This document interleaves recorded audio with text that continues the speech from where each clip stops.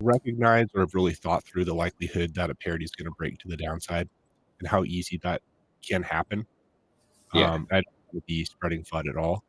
But I ironically think that talking about it can actually help that happen less likely, because if people are aware that Icosa may break to the downside, then hopefully people are ready for that opportunity to buy Icosa at a lower price, and then it won't go as far as otherwise. But see, Yeah, I think that that's where the players who are actually here to play will be sifted out, right? Sifted out into a good category that they would rather be in because they know how to utilize the protocol, knowing that it's kind of a competition type thing. Like it's like the Watsa thing, kind of, but in a totally different. Like everyone on the planet can participate in this pool, so you may need to compete with them in a certain respect, regardless when it comes to those other pools. Um, so when if if and when people do make their decisions when the inflation events occur and they have it, creating this discounted price from what we normally see as the it at ceiling price uh, is going to cause for more buy pressure whenever that does happen. Like those who know how this all works and have the opportunity to choose their buying periods based off of maybe this type of speculation, right? That when people get these amounts into their hands, that those might actually be the best buying opportunities at these particular times, and that'll get less and less and less as the share rate moves forward and as time progresses on, and it's kind of already centralized itself into the hands of the people who understood how to use it and then took value in that over a yeah, period of time.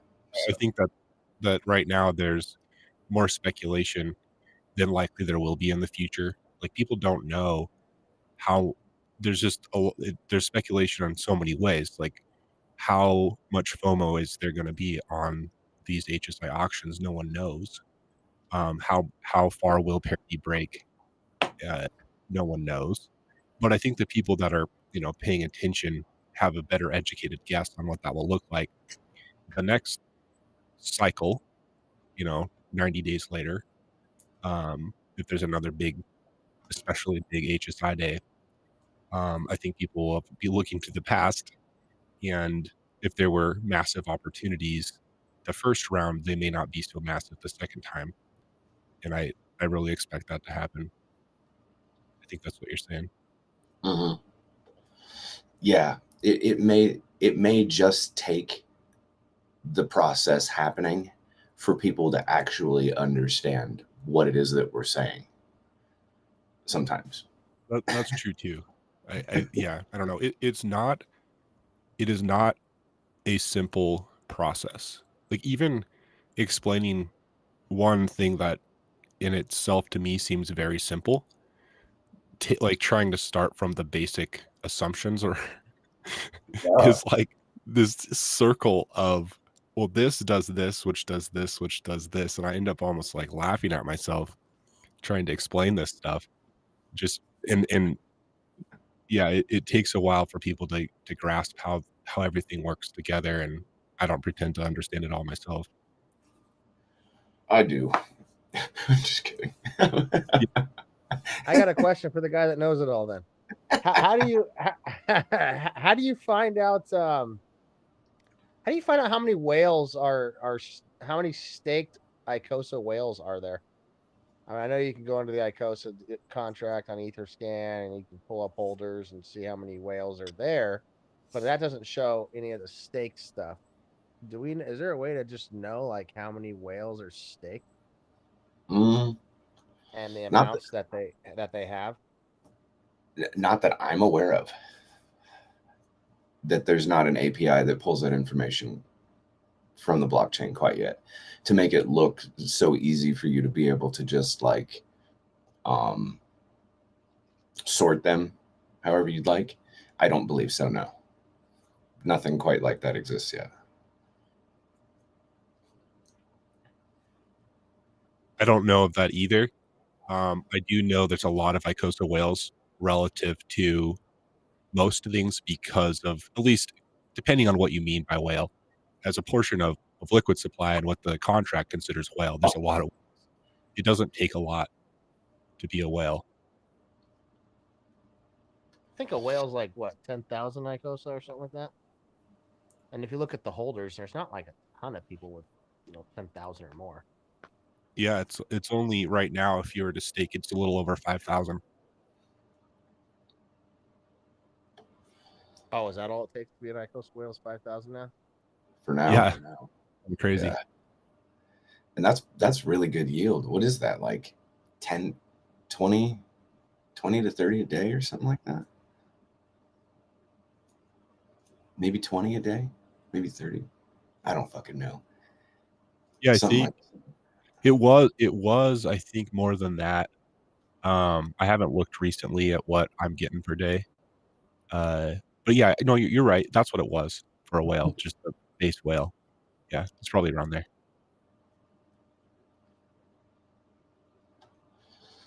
yeah, base whale, when you're just getting into the lower tier of the whales. Since, I mean, we all know that everybody started as whales and everyone will get sifted out as I'm trying to the So- brush evolution continues. these on these auctions. I had this all down, and now it's like shit. It's just like melted in my brain. But So you because talking about the Hedron pool or the Icosa pool? Because those are two separate like mindsets on how those are handled. Which one are you speaking of specifically? I was just I more or less wanted to brush up on like, okay, let's say you got an HSI stake. Let's just say it's for just random numbers. Let's just say it's 2,000 heck. Let's just say or whatever, and let's say it's an HSI. You sell it to the Icosa contract, and let's just say it. I don't know. It gave you a million, hedron, right? For example's sake, and there was a million mintable hedron, right? So the Icosa contract goes, and they give you your share of the Icosa or whatever the value, and then that Icosa contract goes and mints all of the hedron up front, and let's say that there was a million.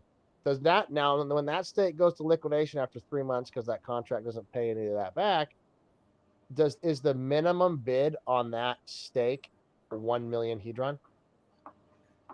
If that's what your borrowable amount would be, then yes. You only have to pay back the borrowed amount on that liquidated HSI that wasn't paid back. So the technicalities is one T share locked up in an HSI gives you 5,555,000 hedron to borrow from.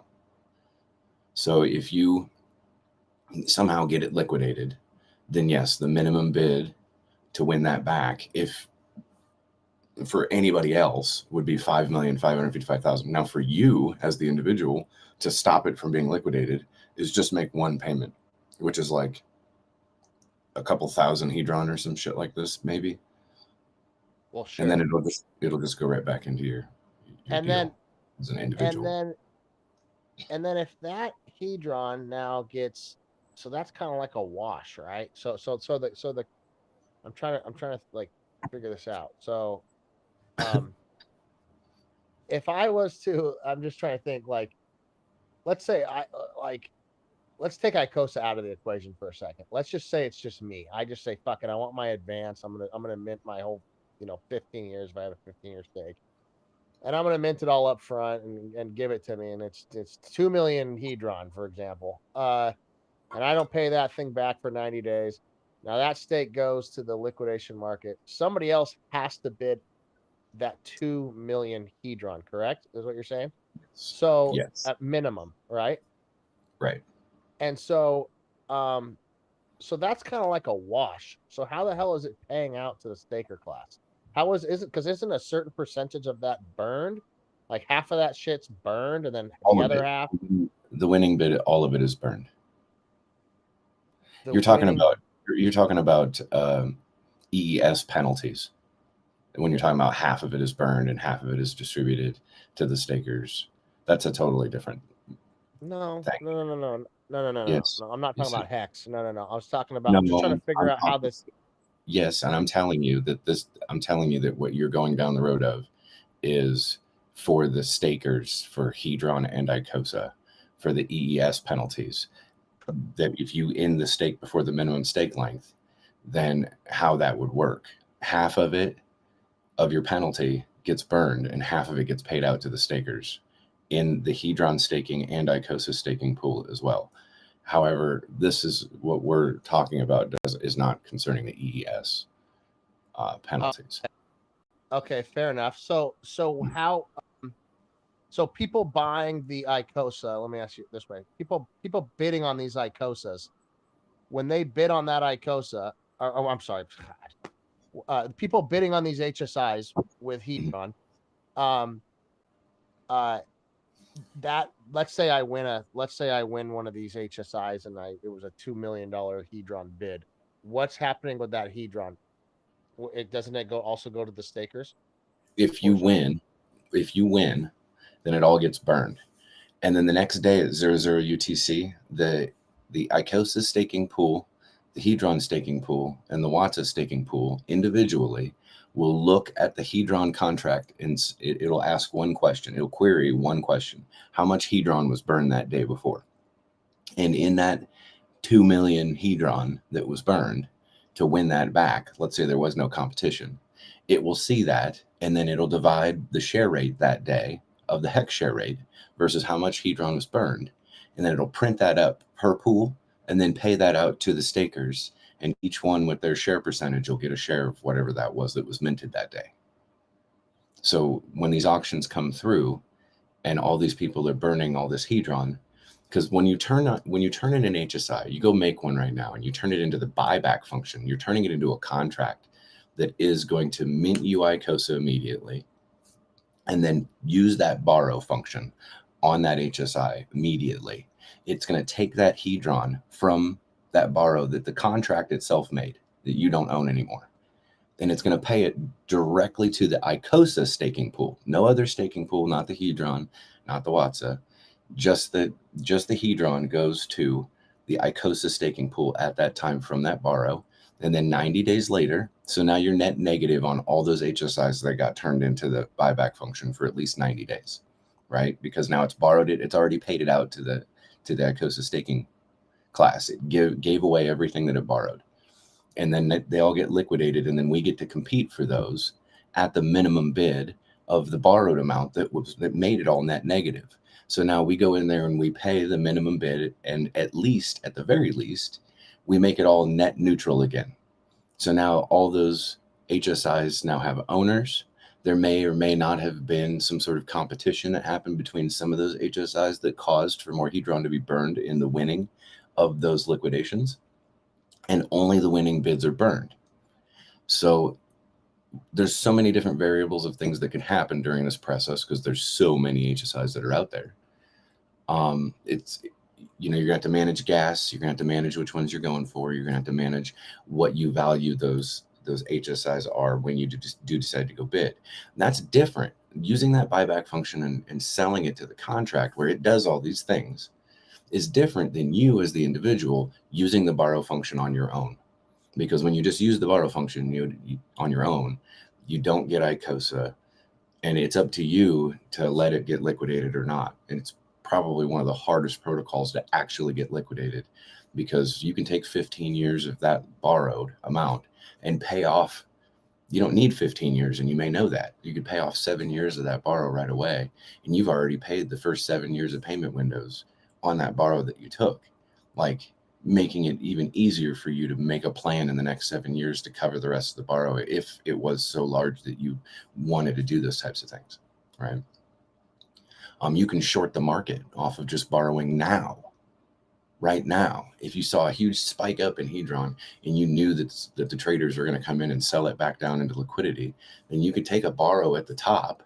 Well, your presumed top. This is risky, by the way. Take a borrow from the HSI at the top, sell the Hedron for something else, a stable coin or some shit, right? And then watch the price drop down, and then take that stable coin that you had and then rebuy the Hedron again at the bottom, and then pay back the loan and end up with a fuck ton more Hedron in the end result. You can do that now. The protocol allows for you to do that now. You don't need a fiat. You don't need an Aave. You don't need any of those other things. You can short that market now and end up with a hell of a lot more hedron and build your bag that way if you wanted to do that. And you don't even have to really risk anything because you have 90 days of figuring out what, whatever you just did, right? You are risking something, but it gives you so much time to fucking fix your fuck up. So much time. And you only need to make one payment. So if you knew maybe you might fuck up somehow, then when you do take the borrow, pay off like a year or two of the window right off the bat, and then go risk the rest of whatever you had, trying to short the market or some shit like this. Like, you can mitigate some of your risk. And I know I'm going into a lot of theory and a lot of stuff here, but all this stuff is absolutely realistic and completely capable and possible for you to do right now. Yeah, I got that part. I do get that. I do get that part. Yeah, I do think it's risky because if the price of hedron fucking runs on you and you're not at least and all of a sudden you got to pay that shit back in hedron terms, and you cash that shit out at freaking when it's 0.00035 or whatever the hell it's at, to and then all of a sudden it's freaking a penny, in 7 years you're gonna go, oh fuck, trying to buy that hedron back to pay that back, and fucking never happen, Right. But yeah, I do hear you. You have less of a bunch of people watching like a protocol that does that, like an Aave or something like that, right? Where everybody's kind of hunting and watching for a bunch of shorts to come in so they can just kind of raise the price on them and wreck them all at the same time. You know what I mean? Increase the stakers rewards by just having the whales do that shit to people. You don't have like that here in Hedron, at least. You don't have like a bunch of hawks watching all those types of things that are happening. And then moving the market against you intentionally. There's not even enough people doing that type of thing to, you know what I mean, to warrant like anyone watching and paying any attention to that shit, to know even what the fuck you're really doing, right? And so you see borrows happening every once in a while too, and that would be the reasons why. So I mean, even just having the HSIs not using the buyback function, like, I would understand why people would want to have HSIs in their worst bag, at least, right?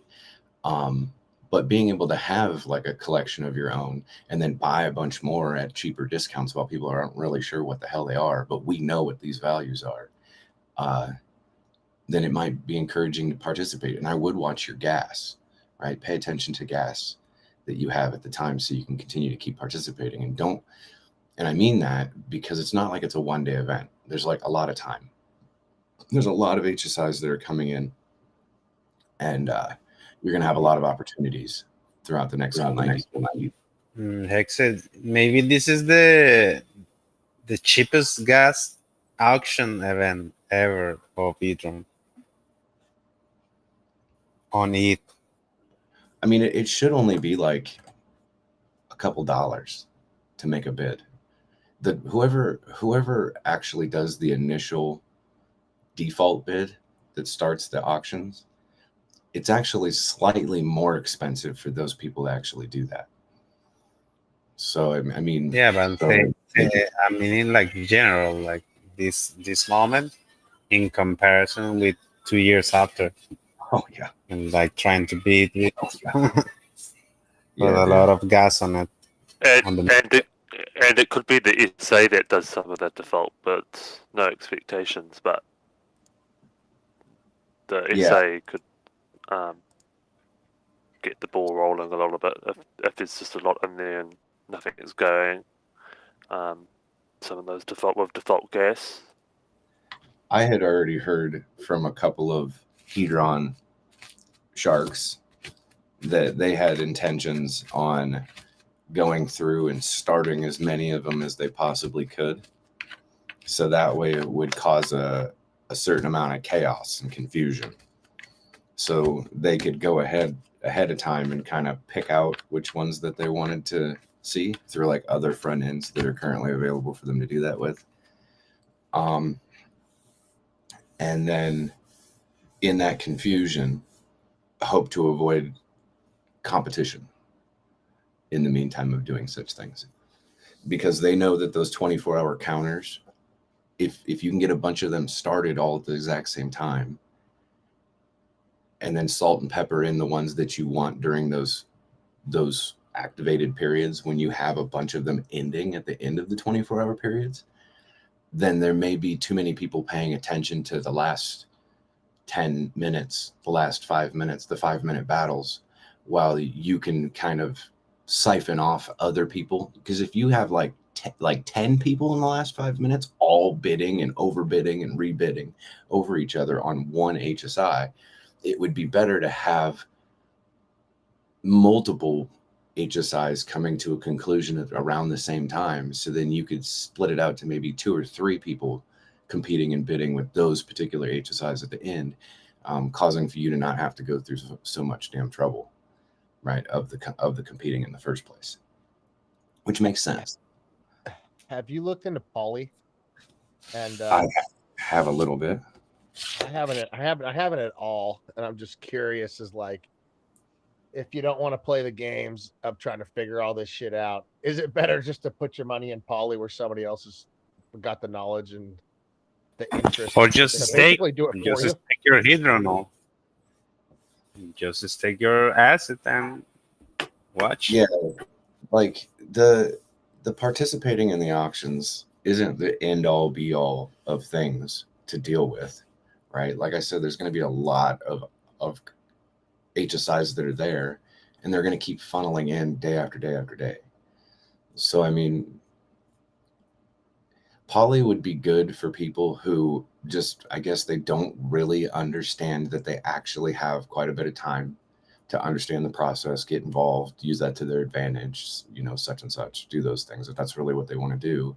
Or there's other options, like what was just suggested. You could stake your hedron in the hedron staking pool, and while all this burning is going on and all this extra Icosa is being minted, because like I said, every day at 000 UTC, that contract looks over at hedron, says how much of it was burned, right? And there could be a lot that's being burned during these times, that if you're not staking in these pools, then you're really kind of just shooting yourself in the foot a little bit anyway, because you're not absorbing that inflation that only gets paid to those stakers, right?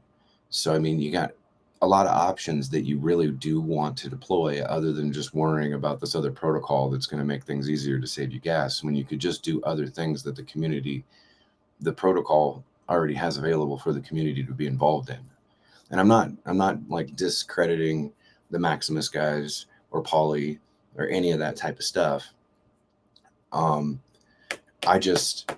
think that it would have been a lot better if they were to somehow figure out how to incentivize people to use the buyback function, as opposed to having a centralized entity that garners power in our community by taking all these HSIs and a large majority of they could still do that.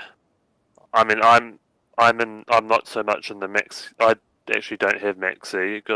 If I had one to choose, it would be Hedron and Icosa, and that's what I've done. I don't understand all that team stuff. I talked and the different things. That's fine, and I don't want to, because I've got enough. But they could still do the thing that you're talking about as well. They could still do that thing. I talked to Gold Key this morning about it, and it's in the chat. I don't know. You guys could go read it if you want to. It's all in public. Where I asked him, like, what problem does having Poly fix for the Icosa community? Not the Hedron community, not the Hex community, not the Maxi community. What does your involvement with Poly have to do to benefit the Icosa community?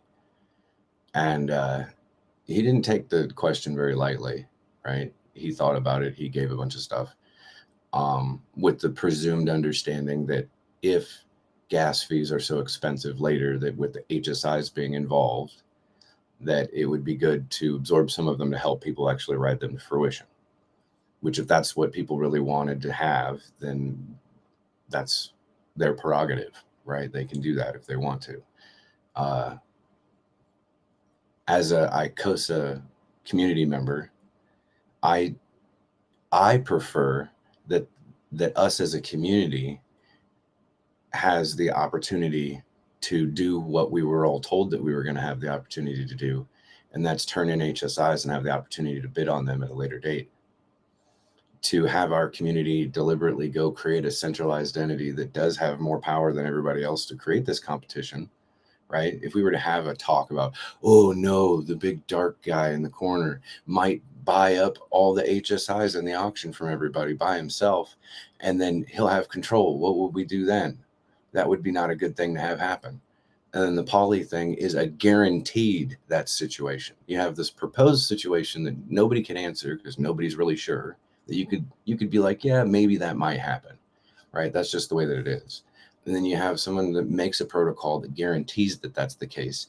And it also guarantees that the SA that protects our assets has to participate in it too, and will probably have to be the main lion's share of that particular thing too, to protect itself against what's going on with those other protocols that are building on top of what's already being built in its community. It's already been happening. The SA has been putting itself in these positions to make sure that they play nicely and play fairly and do all these things. And it's the biggest holder, and it's doing exactly what it needs to do to protect us.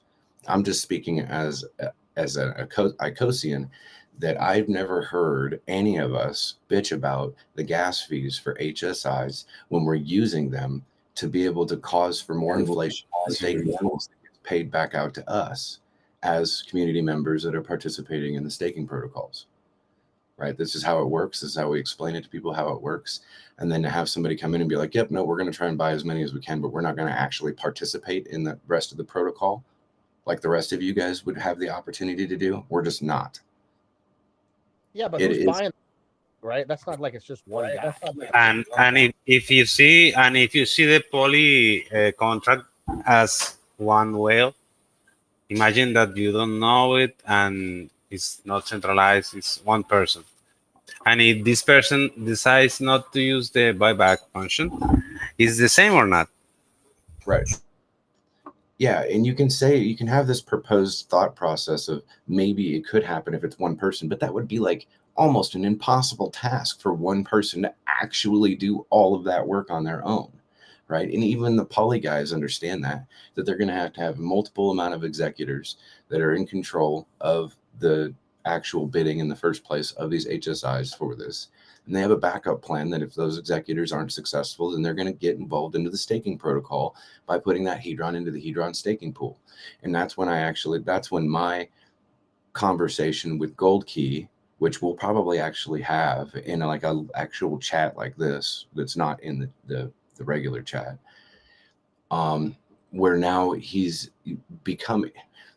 now not he, but his community and him and Dipcatcher are getting involved into our community now.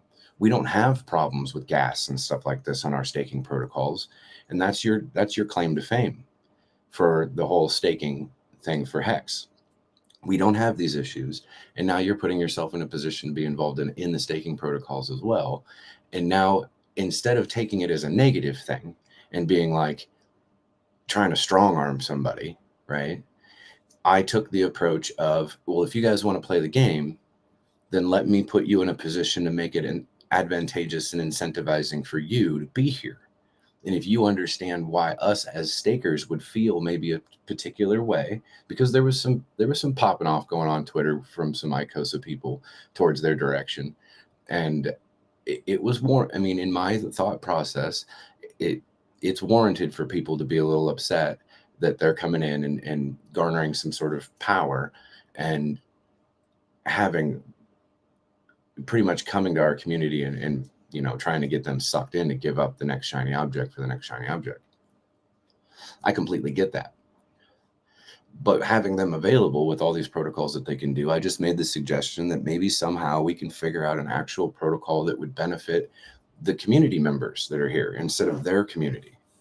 Right? You said he come in here and he made a comment, and the comment was that he loves the Icosa community and that's why they're here. Like that's why they're here to help, right? And he doesn't know what he said, but that's the general understanding of the reasons why Poly was becoming in existence in the first place, is because he loves this community and that's why they're here.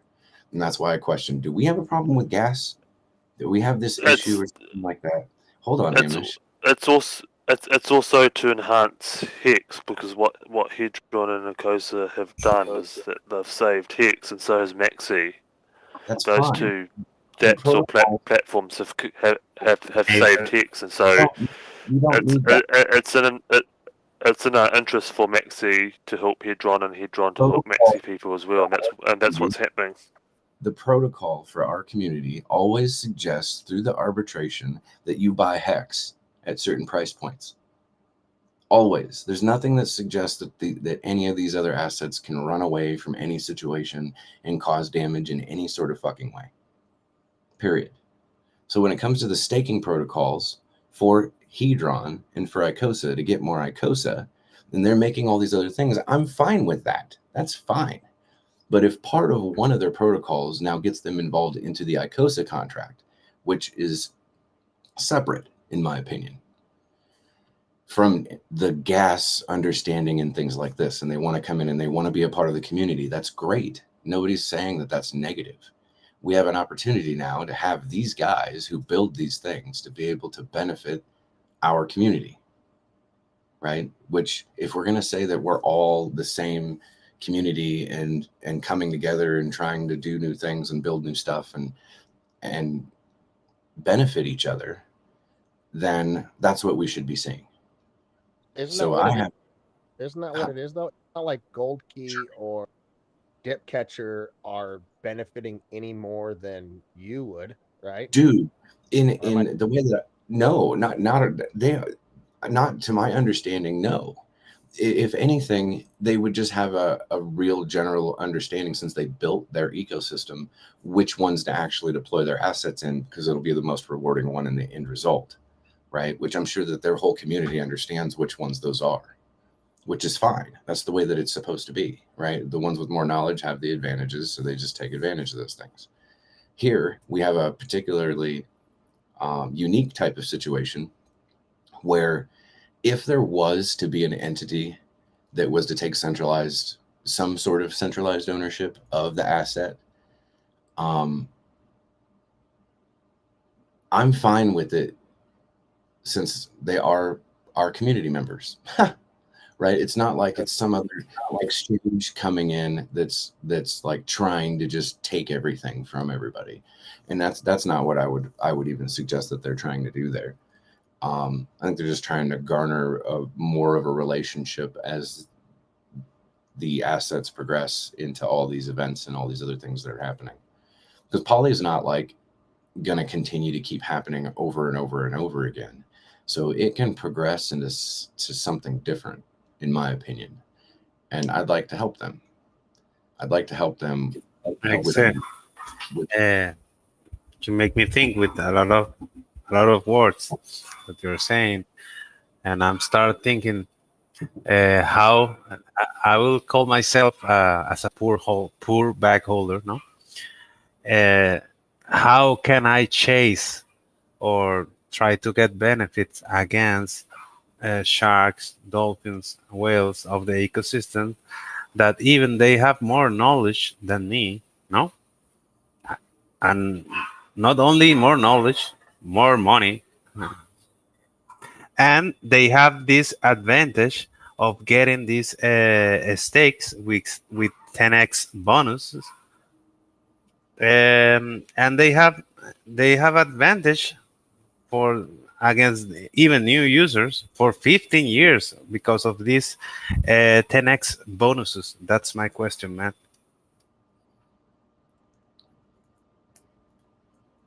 Well, you have the staking protocols to operate in to give you the opportunity to have a bigger punch later. I mean, you can mine the shit for free. If you've got any issues with how people But use the with the HSIs, not counting that I will be staking even. with the HSIs, the ones Yes, like buying the auction. oh sure. If I I mean, don't if I don't have too much, I will only be able to apply for HSIs, trash HSIs. Don't you think? well, I mean, I think that you're just acknowledging the realistic behavior of the ecosystem in which we thrive in, and I don't know if there's much of an actual question there. You're just kind of like pointing out how things are. No, I'm not pointing. I'm just asking. Like, they should be even trash HSIs. Should be half of a T-shirt, 1/4 of a T-shirt, less than a quarter of a T-shirt. You'll be interested on this. Oh, for sure, absolutely. Okay. Especially if I can get it at a discounted rate. I pay like $3 worth of hedron to get a steak that's worth $100. Like, I'm okay with that. And if nobody's paying any attention, then I would go for that. Why not? Like, I may not even compete in like a large way in the very first place, because whenever I would take those HSIs, my intention would be to just put them back through the buyback function when it was beneficial to me to do that and extract some value, buy either hex or hedron with that extracted value, and get Icosa and increase my pool. Can we call this some kind of looping? Because it gets a loop, no? I mean, sure, yeah. I mean, it depends on like how you decide to deploy some sort of initiative on a plan that you have, right? Like, if my plan was to understand that through the staking mechanism that I now have a deployed printer of these assets, and the bigger that I make it, the more it prints more assets, then I'd probably deploy some sort of plan through the looping of all the assets back and forth between each other to be able to make sure that these money printers were as big as they could possibly be, while making individual money printers through hex and HSIs. Thanks for the help, sir. I'm here also to learn and hear you also. Yeah, I mean, to just talk about like plans and stuff, what people may actually have for their agendas, it all depends on what your position is and how you find that type of conversation relevant. If you're on your way into the market, how do you behave and how do you respond, and what are your plans supposed to be, so you can build the biggest bag that builds itself that you possibly can, and just have this monster that just keeps packing more money and availability for you to increase your pool percentage over and over and over again. Then that's one long type of conversation. For somebody that's just trying to get in. Somebody that's trying to get out, that whole conversation would be like striking to the person that was coming in. They'd be like, I can't even believe that you would even say any of these things. And it's like, this is just the way that it is in reality. So it's hard to talk about both entry and exit positions, and also like maybe moves that you would make in the middle to try to increase your availability during that period of time to, like I said, increase your money printer, right? But on the way out, like, only certain types of individuals will find that an intriguing conversation to have. And those that are aware of that it is two different types of mentalities on the way in and on the way out, that you can discover and learn a lot of things about how cryptocurrency actually operates and works in the process. So that way you could be as efficient as you possibly can on your way in, and your venture while you're here, and on the way back out. Yeah, it makes me wonder. For everybody that has a staking ladder, including myself, if you got a stake that comes out every year, it makes me wonder, like, shit, dude, should I be canceling if I can get more T shares by just canceling all my stakes and putting up just every single one of them, or maybe only like 3 or something, like all 555s in an HSI, because all these other ones are just native, right? And getting more T shares right now, if that's a good thing. But the penalty? I think it's not stake. Some people don't. The penalty is nothing compared to some people when they made these actual stakes. Like nothing. Like they put in $1,000 and it went up to like $1 million, and then any types of penalties that they have, like they're going to make 1,000-fold from the $1,000 that they had, even with a penalty. Let's just say they bought the top. Either way, right? Let's say they bought the, but now it's now down to the bottom. Either way, if you can gain more T shares right now by just putting all of your stakes into Cuatro Cincos, you know, maybe like you said, if you have a stake that's like every year, like I do for the next 15 years, it's like canceling every stake that's like 14 years and younger. I haven't done the math to see like what the penalty would be, to see if it's worth it. But I have a feeling I could probably get more T shares than I currently have right now. Well, And with HEX, if you haven't served half of your term, then you're gonna literally nuke your principal and your interest. Yeah, but I don't you do eat a chunk of your principal, but I don't know how much of a chunk that is. And then It's less than half. Less than half of your Yeah. principal? Because I know Yes. you knew your interest, and like basically you have to serve like I know you have to serve basically like the last day of your contract. The If last you day of your serve, stake, you get like 50%. Basically, you're earning like your 50% of your interest on the very, very last day. I get that part. yeah, Which forces if you serve half your term, you lose all your interest and half your principal at 50%. Excuse me. No, you get all of your principal back at half term. Excuse me. All of it. You just lose your interest at half term. So that's not and too if you bad. serve, yeah, If that was right. the But case. let's say it's less than that. Like let's say you're going to get some of your principal 8. But if you could get more T shares than you currently have right now, no matter what the penalty is, by locking everything up 5 at HSIs, where you have the luxury to be able to sell now whenever you want, is that a better option? Yeah, you might be right. You have to see.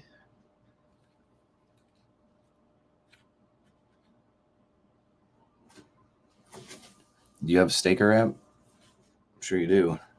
Oh yeah. It'll tell you what your penalty will be. Right.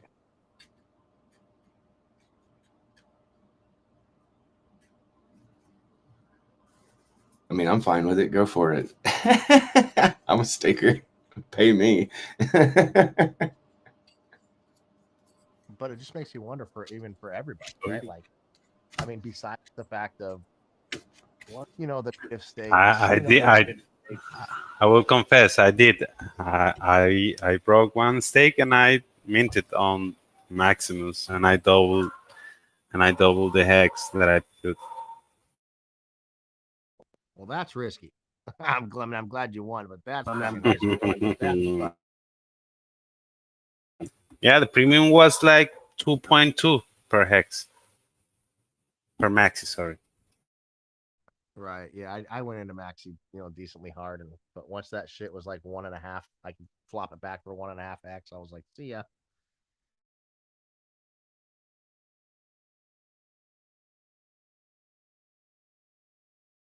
Yeah.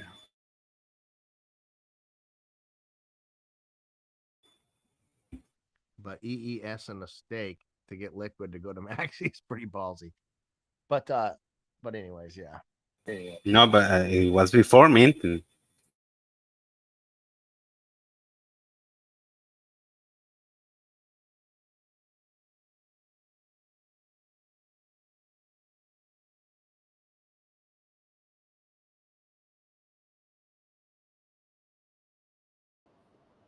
That was a good win on your part, sir.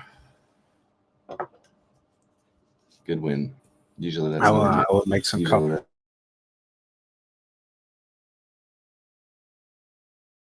See Maxim's in here. I haven't had a chance to watch your. You want to give the bullet points? I'm hearing. Are you talking to me? I was talking to you, sir. Yeah, I just wanted to see if you could give your bullet points. It looks pretty clickbaity, so I don't know if it's fun or not. Oh yeah. So I posted 2 videos today. They're actually kind of related. Yeah. What I really was trying to say is that I'm looking to this time, the big HSI days, to gain confidence, to basically have less speculation on, in my opinion, on how this is going to play out. And one of the main things that I'm looking to is if the HSI buyback is going to be used in a way that is relatively meaningful, because I see that as needed for the ongoing inflation to be addressed of Hedron. Because I see that the HSI buyback is really the main way, it's the main initiative, it's the main starter to Hedron being burned. As if the HSI buybacks used, the HSIs then come back to the auction and are bid on, and of course the winning bid burns the Hedron. And I want to see that continuing.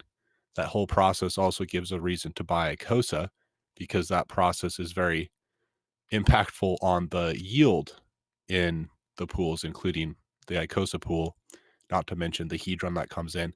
Just the whole system to me right now is weighted relatively heavily on a need for the buyback to be used. And so I'm basically just saying that I'm looking to this time to see if that buyback will be used. And another comment there is, what would it take for it to be used? I think the more we have Icosa to hex parity, basically the more that you can get value out of your HSIs when you use the HSI buyback, the more likely that people will then go ahead and use it. The more likely we're going to continue to have Hedron burned and Icosa yield in our pools. And so I talked through that, and then I talked to the fact that I think that Icosa parity is going to be broken to the downside after auctions start. And I think that we'll see how fast it, reestablishes parity, and if it breaks far enough down to stop people from using the buyback and to stop HSIs from coming back into auction later. And I also talked about how there is the possibility for a buying opportunity in Icosa. I'm expecting people to dump Icosa on the market, and there's so many HSIs in these auctions, and some of them are relatively big. It won't take very many of them to turn their HSIs into Icosa to then dump it on the market to really break the parity. Like, you can look at some of these 10 million hex stakes. That's the extreme example. That's one of the biggest stakes there are, but there's a couple of them. They would give you 300,000 Icosa if that was given to the HSI buyback. And there's less than 600,000 Icosa that isn't staked. So the non-stake supply of Icosa is not, that would be over half of the current supply. If basically if we have HSIs come through, it just takes one person to not pay attention and sell without a limit order or whatever, just dump it on the market, and the price of Icosa could go down. And then the question is, how fast is the market going to be ready to buy it back up? And watching this process is something that I'm really interested to see how it plays out, and it's going to give me more confidence or not in the future of these two projects. Thanks. Yeah, I think liquidity is gonna play a big part in that too. How much can be dumped? It's too bad that we couldn't have gotten at least one auction that isn't influenced by this poly thing, to get a better metric of how it was going to play out, unaltered or unmolested. It's too bad, but it is what it is, I guess. You're speaking to Polly?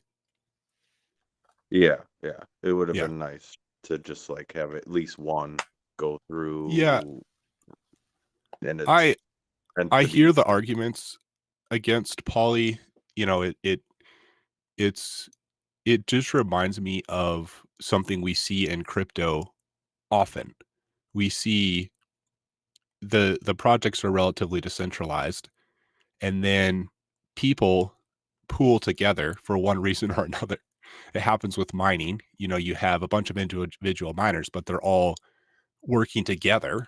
And so then they're kind of going through one entity, and you end up with a third of the miners, even though it's made up of a bunch of individuals. It's still going through one mining pool.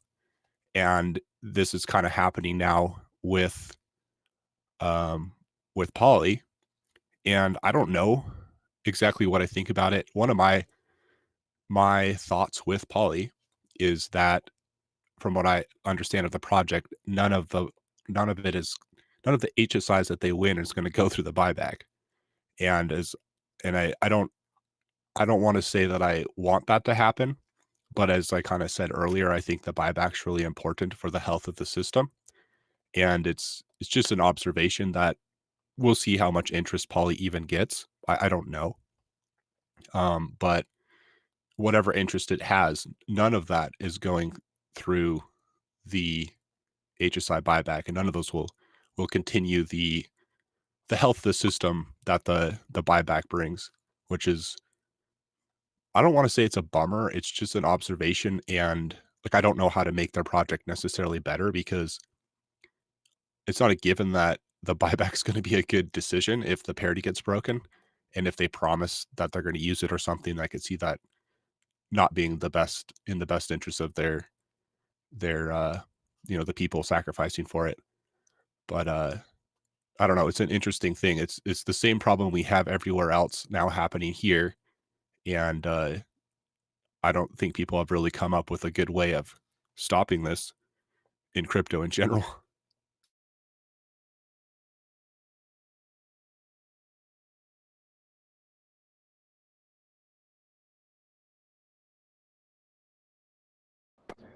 Are you the YouTube celebrity?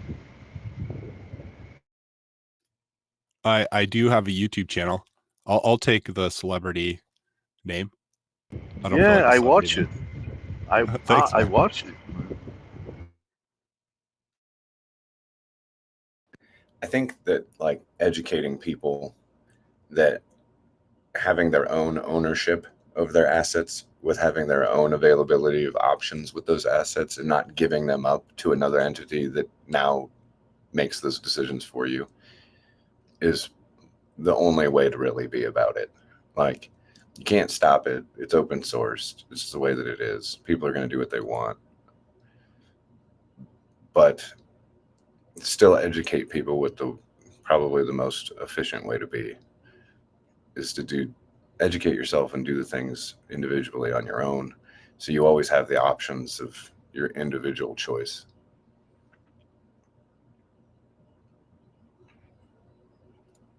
Yeah, I'm curious who the ideal client or whatever of Poly is. It seems to me that it would be the small guy. And how much impact would they really have anyway? Would they even be bidding anyway? What's the net gain or loss to the system? It is, like you're saying, I don't know how, it does seem that it is less decentralized. I'm curious, what's the actual impact on the system as a whole? It's not obvious to me that it's immediately negative.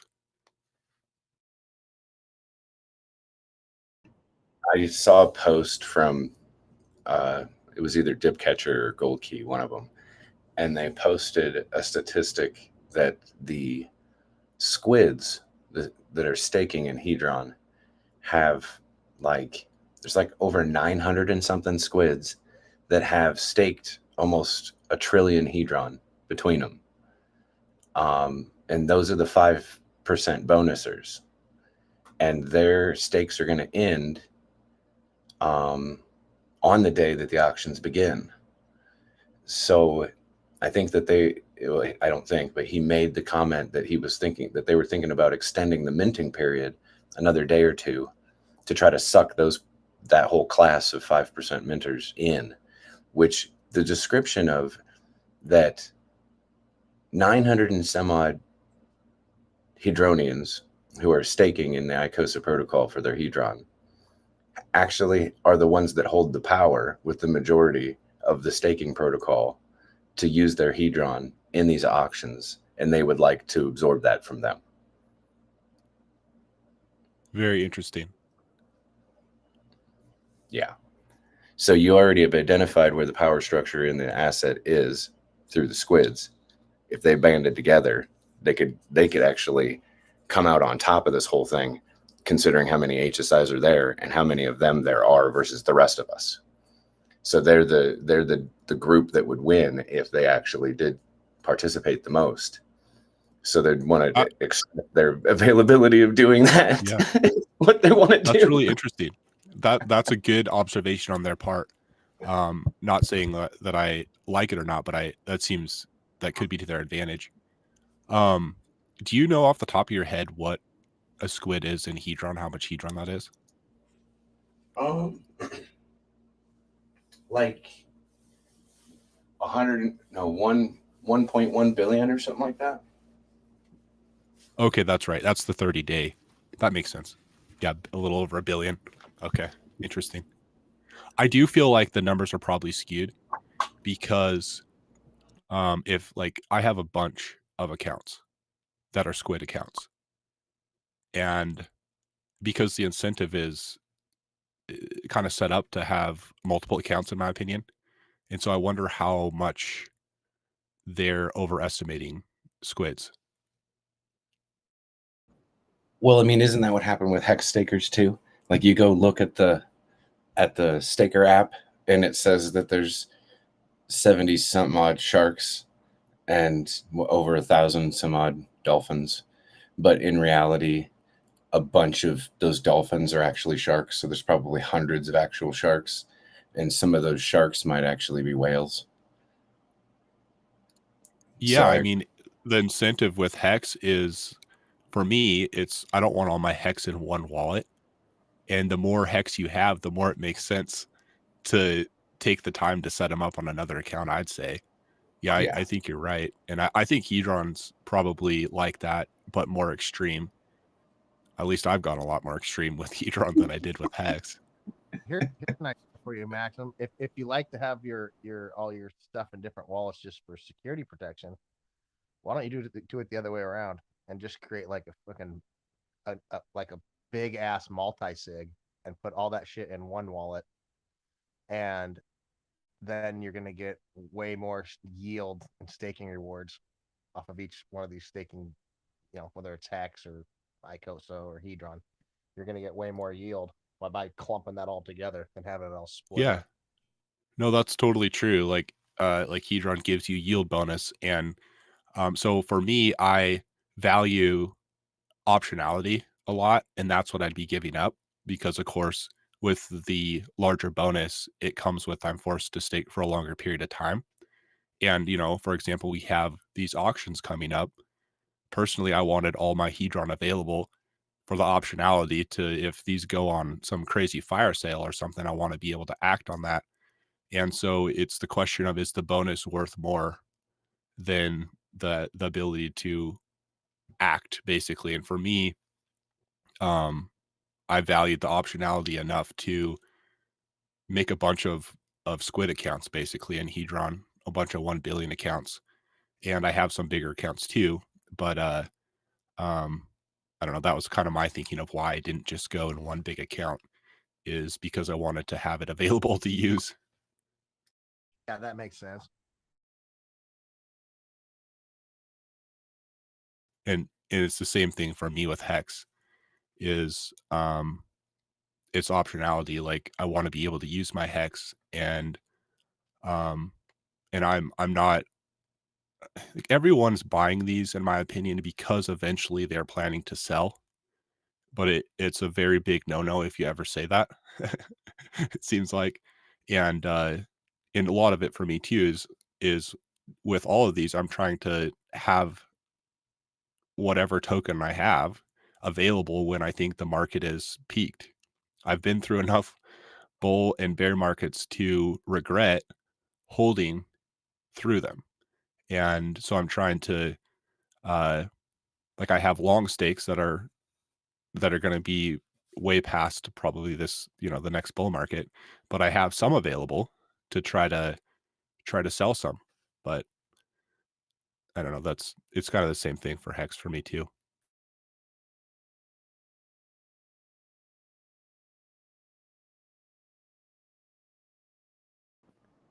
Love the honesty. Love it. That's the way it's supposed to be. Like there's always two sides of the coin, and you always have to monitor your risk for your portfolio in one way or the other. And I Yep. like the position that you take, Maxim.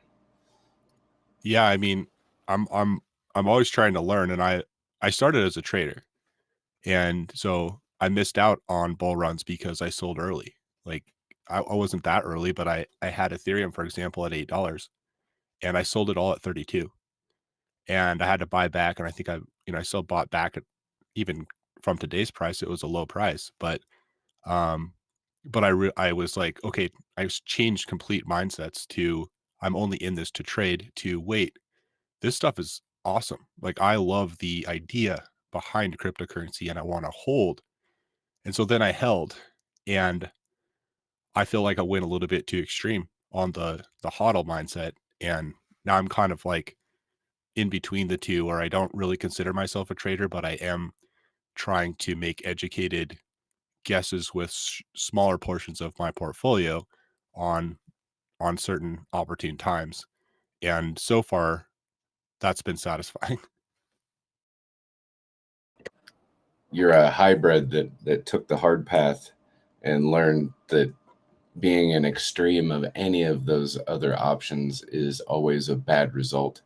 But having a nice salt and peppering of all of it, while you figure out your entry psychology, you figure out your midpoint while you're just in the community doing all sorts of stuff, gauging your availability for success in certain assets and whether they're even worthwhile or not, right? You're right. Feeling the community out, maybe even being a part of the community like you and I would do. Trying to give more outreach and be more outspoken to get more eyes looking on things, which I notice you do very well. I see your clickbait stuff. It's very, very well thought out. Very good. And then educating, which I noticed that you do as well. Like I know that you're giving your truth in the education. So it's almost like your heart is on your sleeve when you do a lot of the speaking about your personal stuff. And that's, generally your reasoning for the whole video in the first place, right? Just kind of tying it all together, giving the whole story. Yeah, I think you do a pretty good job, honestly. I really appreciate that. Yeah, I feel like the whole YouTube thing is a big experiment, and I've asked myself, like, what's the downside? And I felt like one of the things that I would regret is if I did something dishonest. Like if I make bad decisions, if I say something dumb, but I was being authentic in the process and was trying to help people, I don't think I'll ever regret it. It'll be a learning experience, and I don't ever want to say that I actually, you know exactly what I'm talking about. Um, but it's been really interesting, and I don't pretend to be good at what I'm doing, but I take satisfaction in learning, and 'cause I've kinda had this point in my life, talked about this in my video, where I had enough money to not have a desire for more money, and I know it's kind of a weird thing to say, and it was a really weird realization for me, and, like, what was my desire for pursuing more money? It was actually knowledge. I wanted to understand, and I felt like I wanted to keep learning, but learning itself wasn't even a motivator. It was the ability to try to pass on what I learned to other people that I felt, for whatever reason, was meaningful, and so part of my life goal is to have enough wisdom to be able to help people with, and right now, I don't feel like I have massive amounts of wisdom, but if that's part of my goal, I wanna get better at sharing ideas, and so, theoretically, when I have hopefully valuable ideas and perspective that I'm good at then giving it back because it's part of the meaning I've found in my own life. and it's been an interesting process for me. That's cool. I like it. We'll see.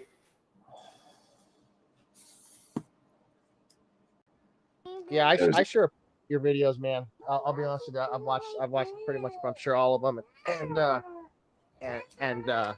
hold on a second here.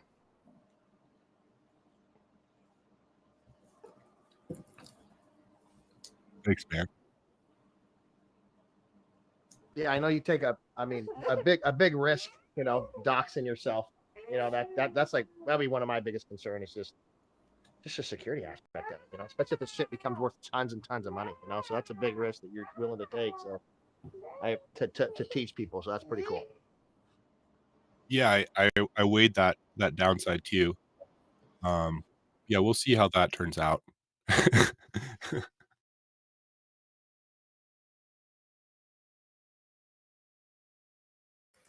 Private Yeah, cars to 10 regards.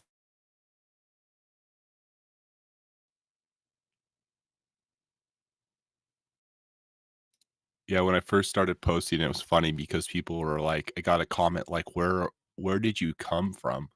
And it was because I was very much not advertising, like I was purposely not known, and I kind of made a fairly dynamic switch to going a little bit more public. And but I, at least as far as Hex is concerned, I was there at the very beginning, just hiding in the background.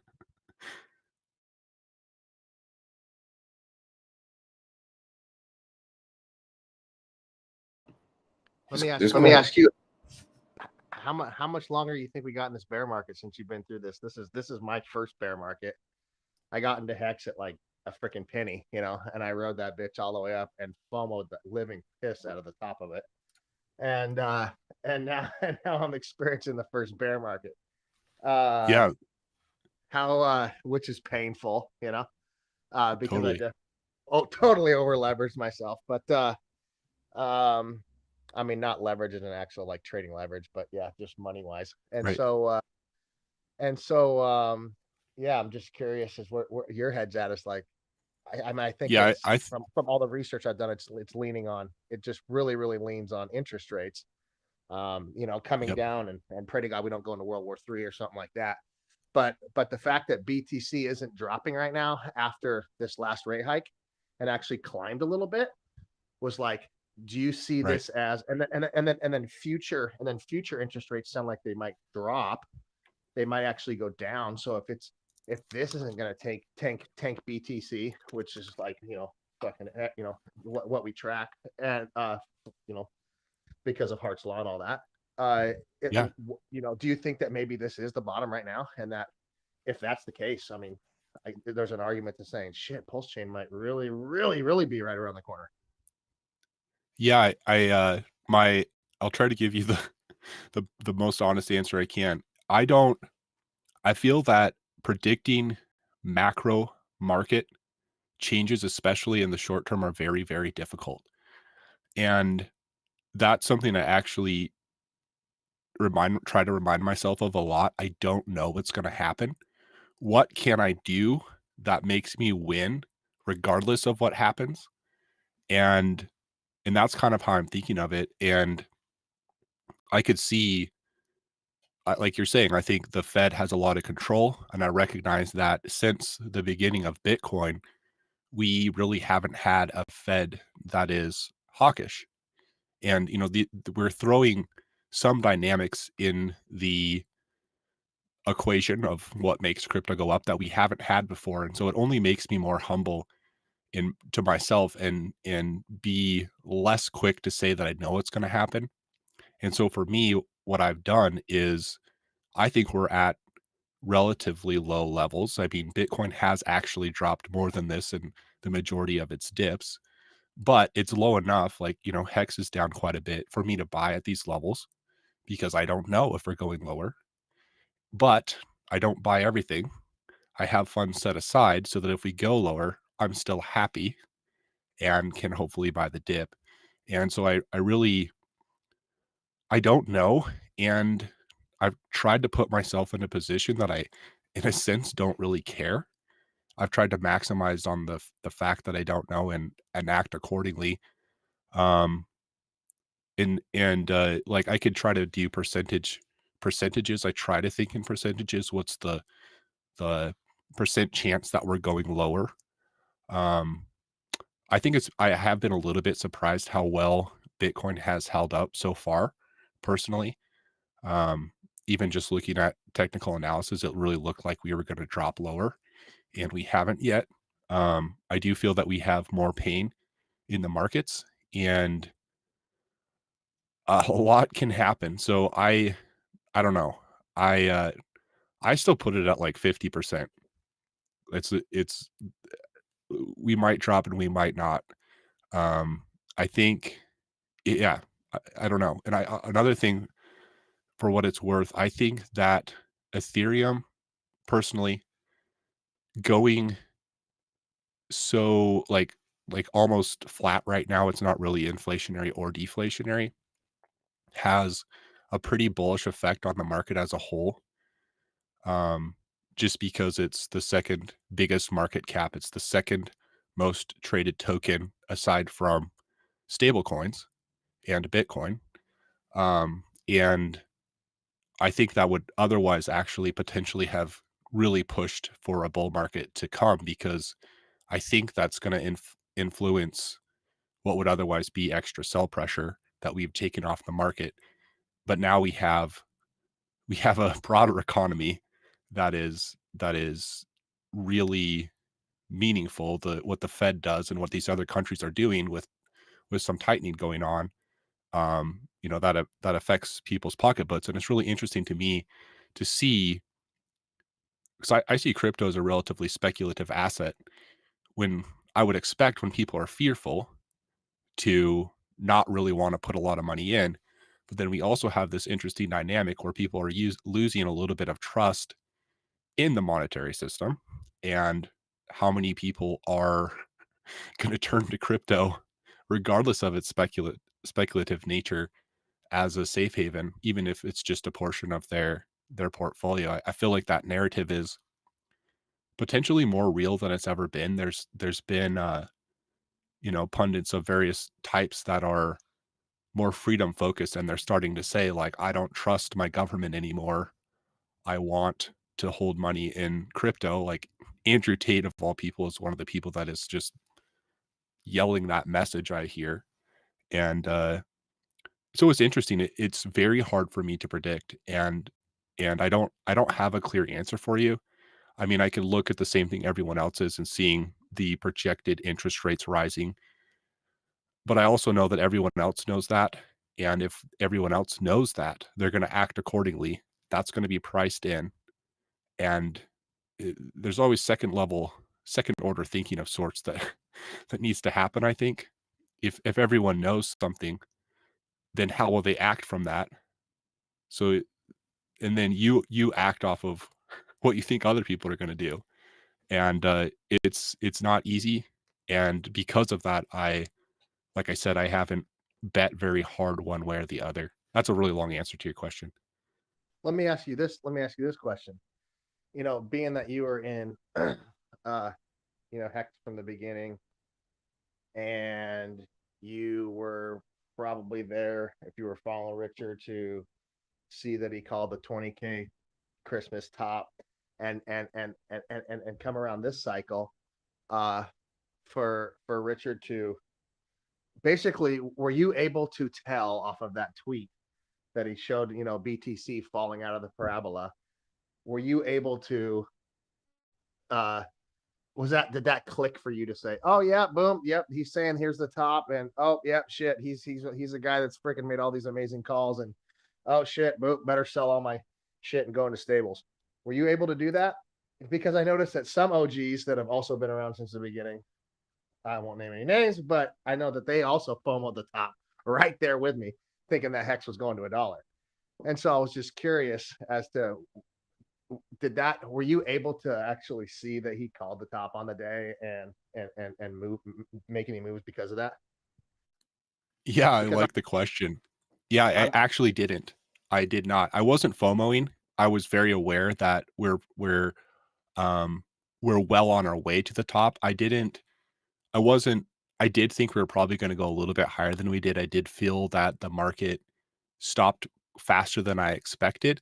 I thought Richard's tweet made sense. I was calculating that in. One of the things for me was a lot of my crypto portfolio was Hex. And what screwed me over, which I take full responsibility for this, was the expectation that Pulse Chain was coming out. And I didn't care if crypto dropped at the time because I thought the chance that Hex would pump leading to Pulse Chain was enough to hold. I didn't want to sell before I got my copy on Pulse. And we still don't have Pulse out. And so for me, I was thinking in probabilities and I was about 90% sure that Pulse was coming out pretty soon. And so I was holding basically for that. And I did end up selling, but it wasn't when Richard Hart said it was later. And I'm so thankful that I did. Basically, price just went down enough that I was asking myself, what's the risk reward? Can I handle going down lower? No, I can't. Well, then I better sell, or at least sell a portion of my portfolio that if we enter a full run bear market, Pulse Chain doesn't come out, that I'm still happy. And so I did that, and I completely do not regret it. Like that ended up being a good thing. But I wasn't fast enough. I didn't sell right when Richard tweeted that. Yeah, because I'm curious about this for next cycle. Now that I understand how cycles work, now that I really understand how Hart's law works, I understand how everything's connected, to the stock market, to these interest rates. I've just learned so much that I want to be able to recognize it next bear market so that I can have that luxury of, selling somewhere close to the top and fucking rebuying at these ridiculously low prices. Yeah.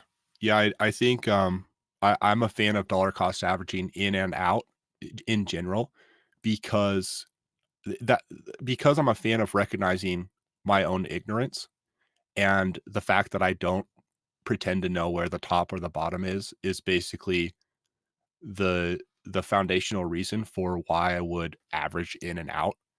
And I've just been surprised a lot with how low crypto has gone and how high it has gone, and I'm constantly surprised. And it I don't. It's very hard to confidently predict things like that. And I've also learned Richard Hart has shown himself worthy of paying attention to, but I've been burned by doing things because other people say when I don't understand it. And I kind of have a basic rule with myself. If I don't have a good explanation myself for why I'm doing something, then I'm probably not going to act. And that thought has come from uh wise people with good track records saying something that I then follow, not because I understood, but because they said, and then I was burned by it.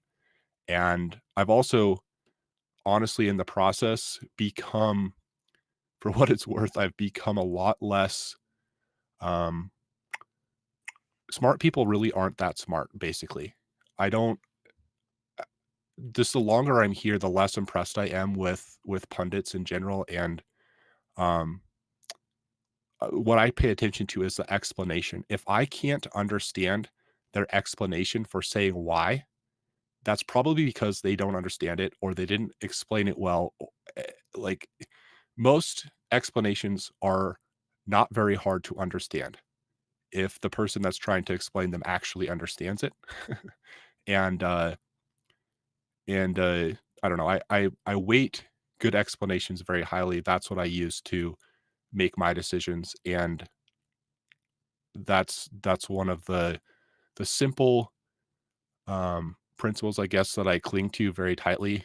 And yeah, I really try to pay attention to people that have been right, but the reason I pay attention to them is to make sure that I've taken into account their explanation so that I can not overlook something. But ultimately, I want to be operating on my own explanations. Yeah, I gotcha. Yeah, that's good advice. Yeah, another good advice I was told is like for that dollar cost averaging is People hear that, but having an actual plan of where that is a whole nother thing, and like a good explanation was like to me was like, okay, just a good rule of thumb is you put an investment into some crypto, just say it's hex or whatever. If it does somewhere between a 2 to a 5x return, somewhere anywhere between there, you pull your principal out that you put in. If it runs up further, you can take more profits out. But if that thing goes and does a 20x, don't you have to stay convicted, and you cannot, even though you pulled out at a 2x or a 3x, don't go dump that shit back in when it's at a 20x thinking it's going to go to a 40x. Just stay convicted. You can put that money back in, but don't put it back in unless it's less than where you actually took it out at. Yeah, it's easy. FOMO's a real thing. And I don't know, to me, that's where I try to go back to an explanation. And it's hard for me to like the explanation of it's gone up a lot, it's going to keep going up. That's like, I mean, it's a classic inductive argument where you're looking to the past to predict the future. Because it's gone up a lot, it then must go up more, but that's not usually how things work. Like, there's a reason why it's gone up, and it's not because it's gone up. That's the circular reason. What's the actual reason? And I try to look for those things, and sometimes it's FOMO. Like, this has gone up. It's encouraged people to buy it, and when I see that happening, it's people are buying it only because it's gone up. Then I know we're in extremely uncertain, completely emotional territory, and it doesn't take a lot for that to just completely explode. And those are really, really tricky because they're basically unknown. There is no explanation. The explanation is it going to keep going up? It's going to go up until a whale decides to sell and stops that price increase. And how can anyone know what another random individual is going to crush the price? It's those are difficult situations, but I love leaving a little bit in there, like enough that I just want to have realistic expectations too, and realize I'm going into unknown territory, which I can absolutely play. I just have to recognize that it's extremely uncertain. Let's play it, but I would ideally only have a small portion of my portfolio in something like that, ideally.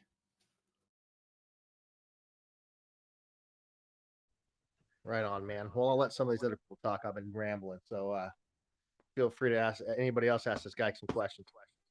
Hey, how's it going, Maxim? I don't think we've met before. Gold Key. I heard that you guys were talking about Poly earlier, and would love to have a conversation because I think it's been on your mind. So, yeah, I would love to understand your thinking on how buybacks are good for the system. Like, why is the promotion of inflation a positive on the system? Because in my opinion, like, we look at what just happened yesterday. Someone sold a huge HSI, got Icosa, staked it, and everyone felt that dilution. So, and those people don't experience yield. Like, I personally, I think the auctions are actually more signaling to the success of the system, because that actually pays yield out to the stakers. So I'd love to, like, what do you think it's about the buybacks for the success of the system? I love it. I'm glad to be able to talk to you, man. Well, yeah, so I think that the HSI buybacks are needed and important for Hedron and Icosa because the HSI buybacks are needed for auctions, period, basically, right now. We have the ability for liquidations off of borrowing. That's not happening because the Hedron price is too low to make borrowing worth it. So the only way that we have, in my opinion, one of the main ways we have of addressing the Hedron inflation, which is happening every day, new hex stakes are being created, and old stack, any hex stake right now is creating Hedron. It's continuing for Hedron to do well long term, which is what I want for the projects. Hedron inflation has to be addressed. The inflation basically has to be continuing at a rate that is slower than adoption, right? And so I basically see the HSI buybacks as a very core part of the health of Hedron and Icosa. If we don't have HSIs going back through the HSI buyback, we don't have auctions. If we don't have auctions, we've lost one of the main addressers to the Hedron inflation. And also, if we don't have auctions, we don't have the Hedron that's burned turning into Icosa. And that Icosa, of course, goes to the yield, which is the reason, one of the main reasons for having Icosa is that you get yield when you stake it. And it all seems to come down to right now, the way the contract's set up and the situation we're in, HSI buybacks are one of the main things that I'm looking to see the health of Hedron and Icosa long term. If we don't have this continual process of HSIs going through, we're not burning Hedron, we're not getting yield in our pools. And I think that at the same time that we have continuing inflation. And I think for me, I want to see as much of the HSIs go through the auction as or go through the HSI buyback as possible. It's it's gonna lead to yeah, I'm talking in circles, but it's gonna lead to more Hedron being burned, and we need to burn Hedron, I think. Can I add something too? So let me ask Real you quick. this: on a macro level, what do you think is better for the system as a whole? Recycled HSIs or newly created HSIs that are then sold back to the system? Because if you understand how the price ceiling of Icosa works, the price only goes up if Hex goes up. And by design, both Hedron and Icosa were designed to incentivize people to stake Hex. So in my opinion, I personally think new HSIs rather than recycled HSIs actually push the system forward much faster than whales rebuying in because also I'm doing an analysis on this breakdown because this is a great example. What happened yesterday. It's like, okay, this whale just got this amount of Icosa for this buyback. If they keep doing that on the system, um, does that outweigh that? Does that dilution outweigh the yield that everyone's earning? And that's like a really important thing that everyone should be looking into. Um, and again, I personally think that the more drive to create new HSIs, buying Hex, creating HSIs to then sell is much better as a whole. What are your thoughts? I agree with you. I think ideally, what if we're gonna recycle through the HSI buyback, the more new hex stakes that haven't been through it, that's even better. The more we're incentivizing new hex stakes to be max length, the better, for Hex and Hedron and Icosa.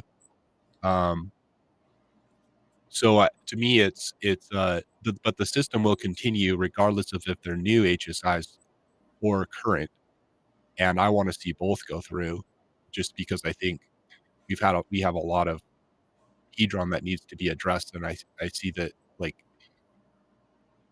I agree with you that ideally it would be new hex stakes, like, that's the best there could be, but, um, we need it, period, and recycling old is addressing the biggest problem of Hedron and Icosa, I think. Yeah, respectfully, I disagree with. I mean, again, I think it really comes down to the numbers. If that dilution of the staking pool for Icosa outweighs the benefits of the yield produced by recycling, that would be really interesting to look at.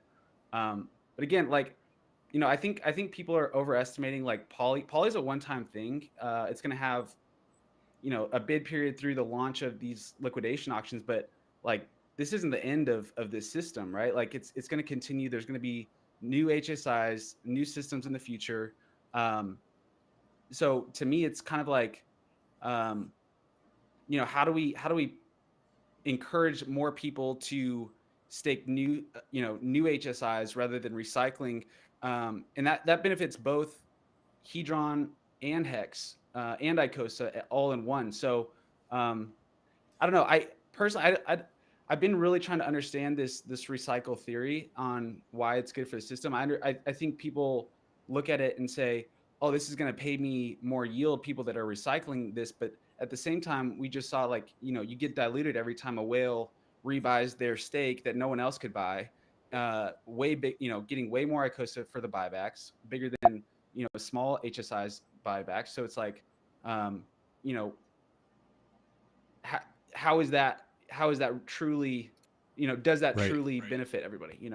Well, I agree with you. Can I weigh in slightly? Go for it, Executioner. Yeah, absolutely.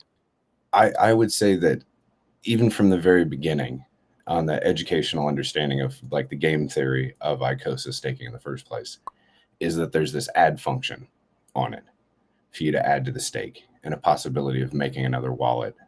So that way you can have a smaller term of your minimum on this other wallet that you'd utilize as like an engine to create a bigger money printer, right? A bigger piece of mining equipment on the ones where you can lock in a share rate early on probably your bigger chunk, right? When you come in at first, you start your money printer in a good solid state and use your other wallets to be able to create a bigger mining piece of equipment for Icosa. And to have that add function would suggest that when somebody did use the buyback function, which is part of the same protocol, and comes into the staking, like part of the protocol, and locking it up, taking away sell pressure at that time, that it would incentivize the rest of the community to also build their printer, right? Build their mining equipment so they can continue to keep mining as well. And seeing that they're being diluted would incentivize them to do such things and figure out how the protocols work by maybe having to use that add function and not caring about the minimum of that, right? Like as if somebody was to have like a 5 or 10 year term on one wallet that they just had as their plan, right? Using other wallets with smaller terms to be able to extract value and use that however they'd like, right?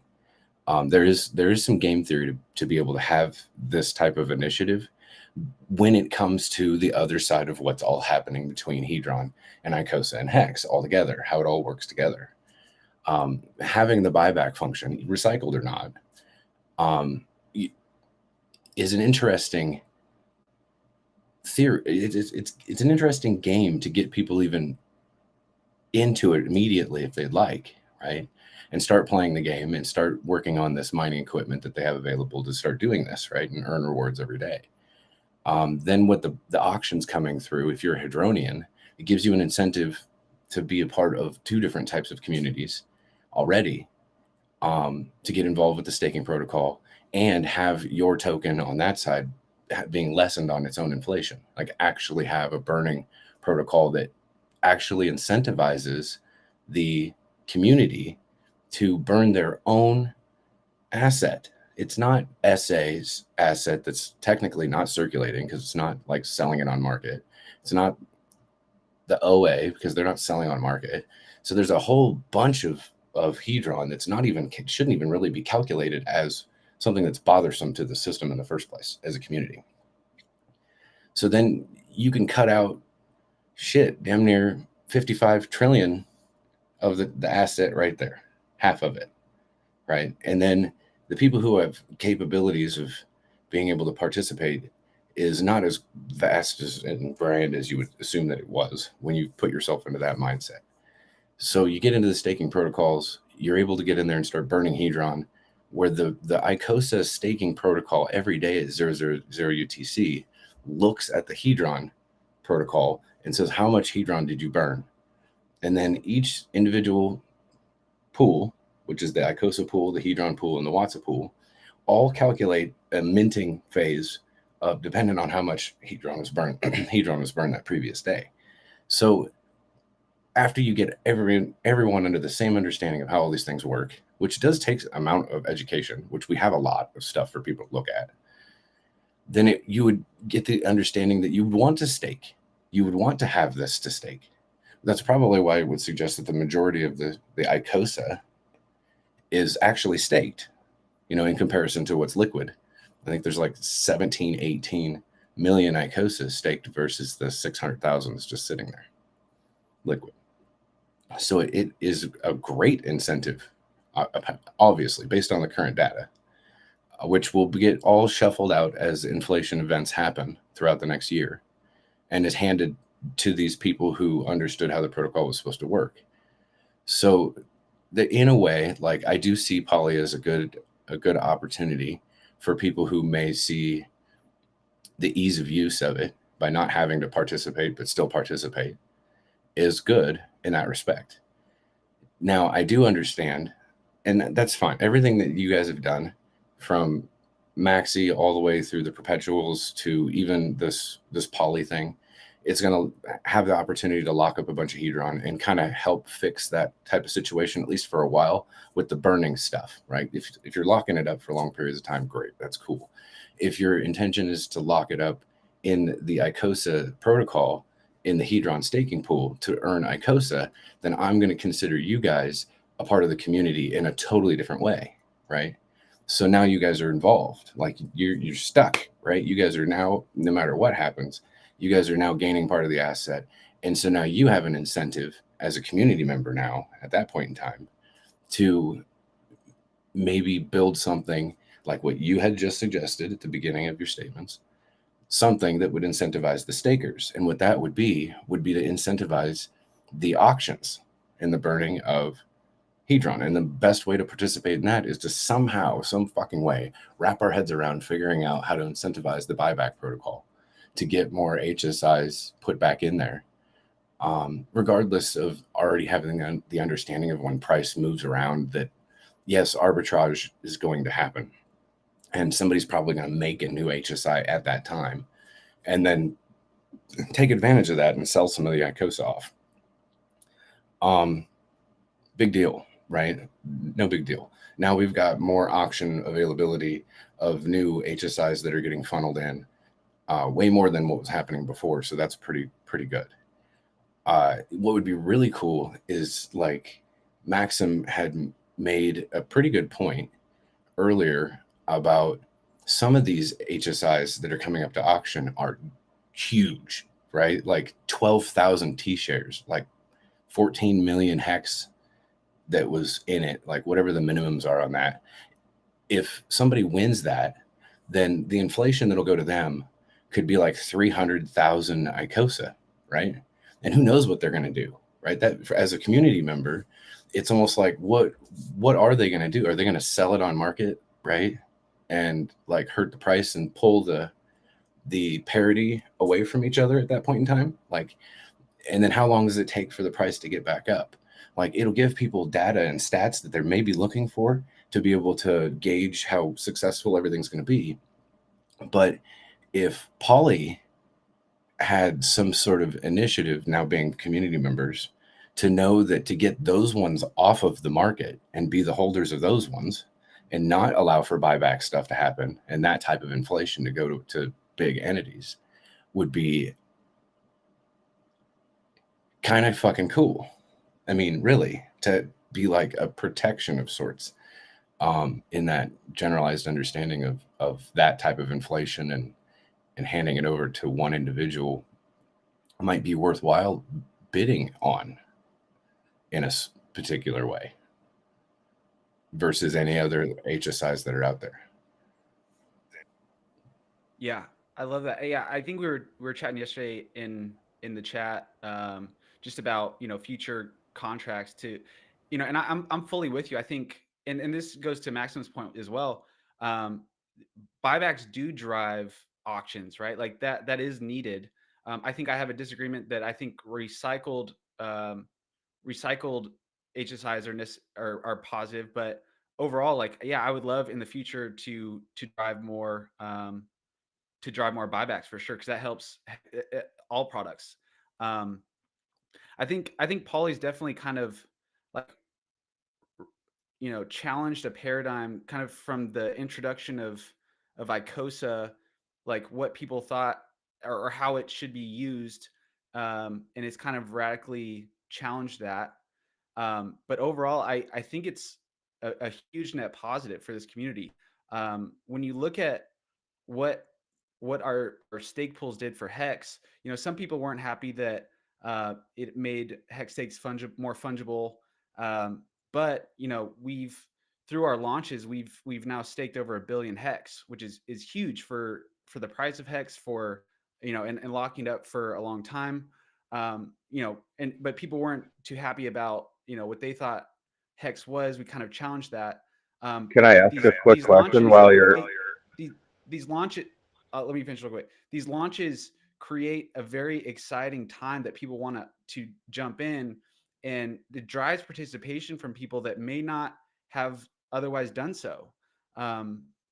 And really, like, when you look at the benefits for these small stakers, it's hard to deny that owning a huge, multiple huge HSI stakes isn't better than buying, really small HSI stakes that you could. I mean, it wouldn't make sense to hold to maturity, but you could sell them back for Icosa.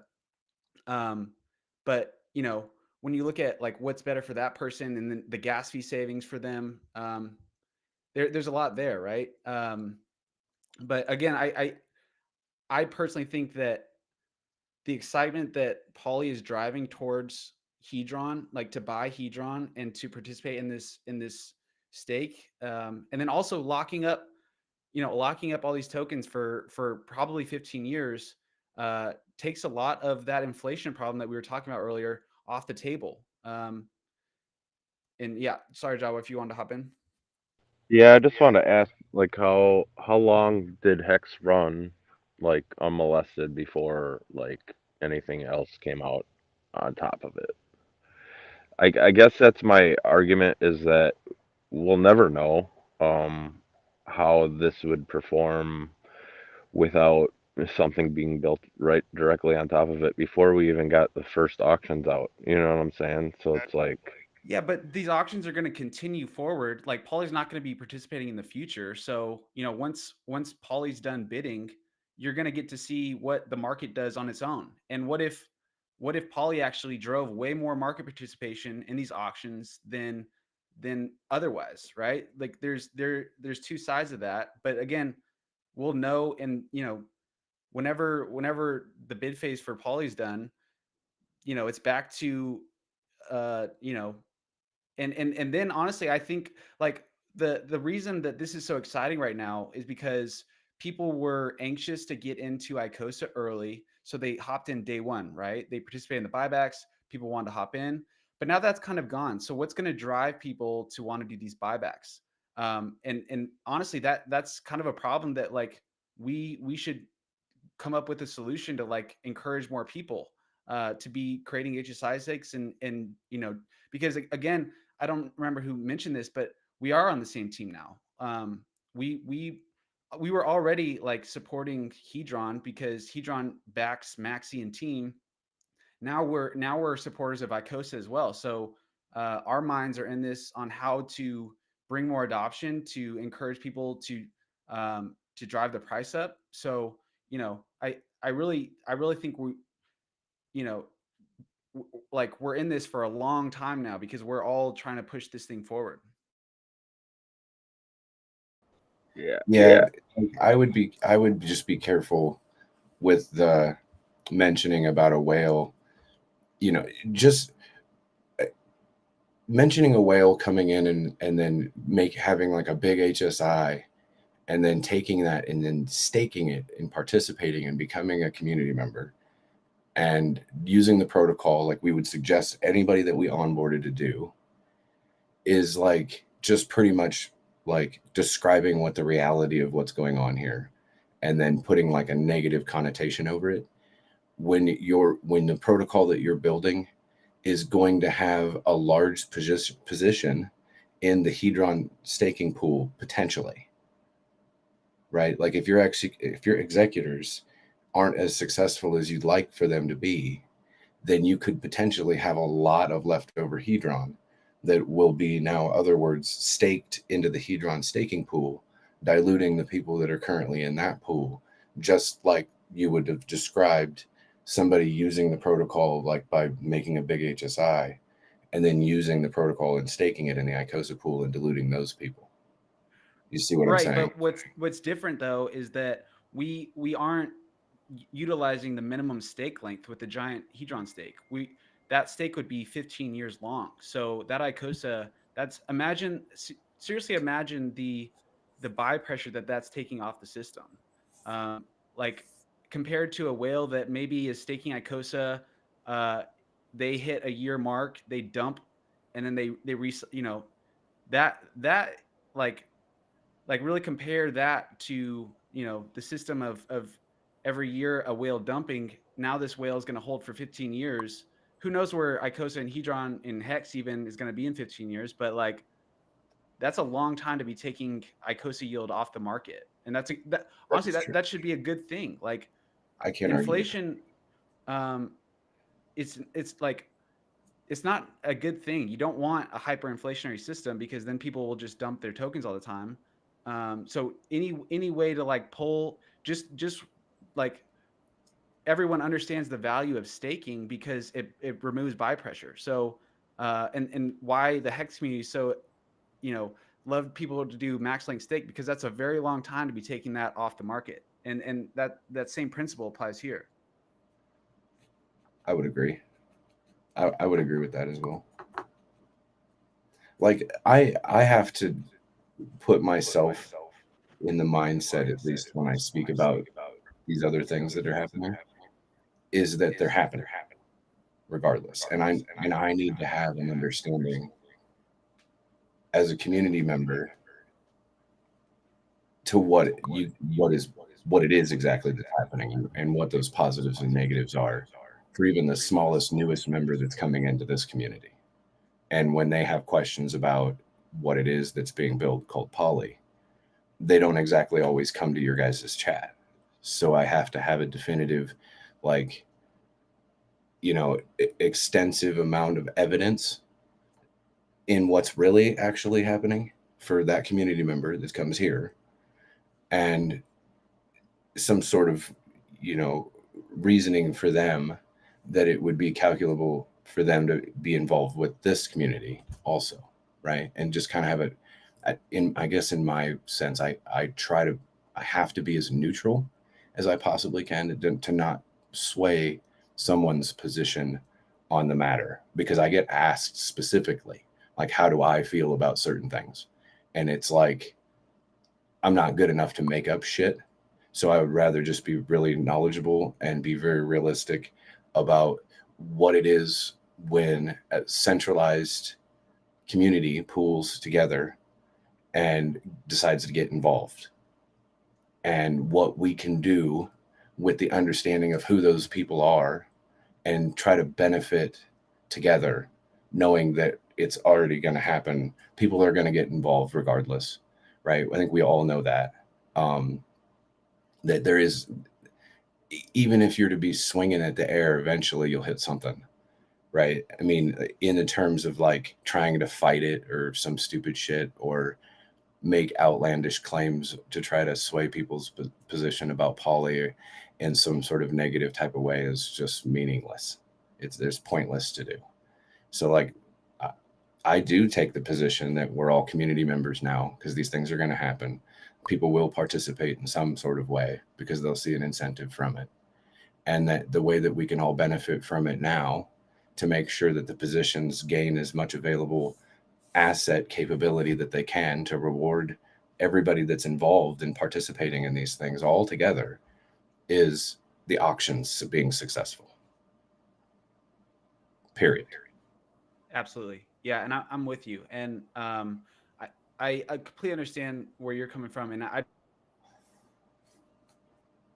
for what you do for this community. I know you're always, adminning this chat. Same with Jawa, and I appreciate you guys answering, questions as best you can about Poly. I want to be a resource to you guys as well, and answer questions. And I haven't been as involved on Telegram as I have in the past, and so we've kind of mainly been on Twitter. But yeah, I mean, I just want you guys to know, like, my goal over the next 10 days is to get as much buy demand on Hedron to participate in these auctions. Like that's my sole goal. And so I'm gonna be out there, and like I love that. Truly, I think that Hedron and Maximus coming together is like truly a powerful duo, and we were already pretty intertwined just with our products, and like the timing of Hedron coming out, we were able to integrate that with Maxi, and then utilize Hedron through our other products as well. And this is just the start, right? Like we've already been talking about how do we improve further upon this in the future to create machines that really drive the system even further that any of us thought was possible. And that's that's where I'm coming from. I love both Hedron and Icosa, and I love Hex, and I love Maximus, and um, I'm passionate about it. Like I really want to drive this forward. I feel like I'm very fortunate to be within this community, and like the truly the stuff that's going on right now is the most innovative stuff I've seen hit the blockchain. Truly, and just how these systems are developing and benefiting each other. It's really exciting, and so uh, and it's really just the beginning, right? Like Hedron and Maxi, like it hasn't even been a year yet, and we've already launched like a lot of great products, and have Pulse Chain's going to come out, and we're going to keep moving forward. But it's you know very very fortunate for all of us to be here together, and very excited for the future.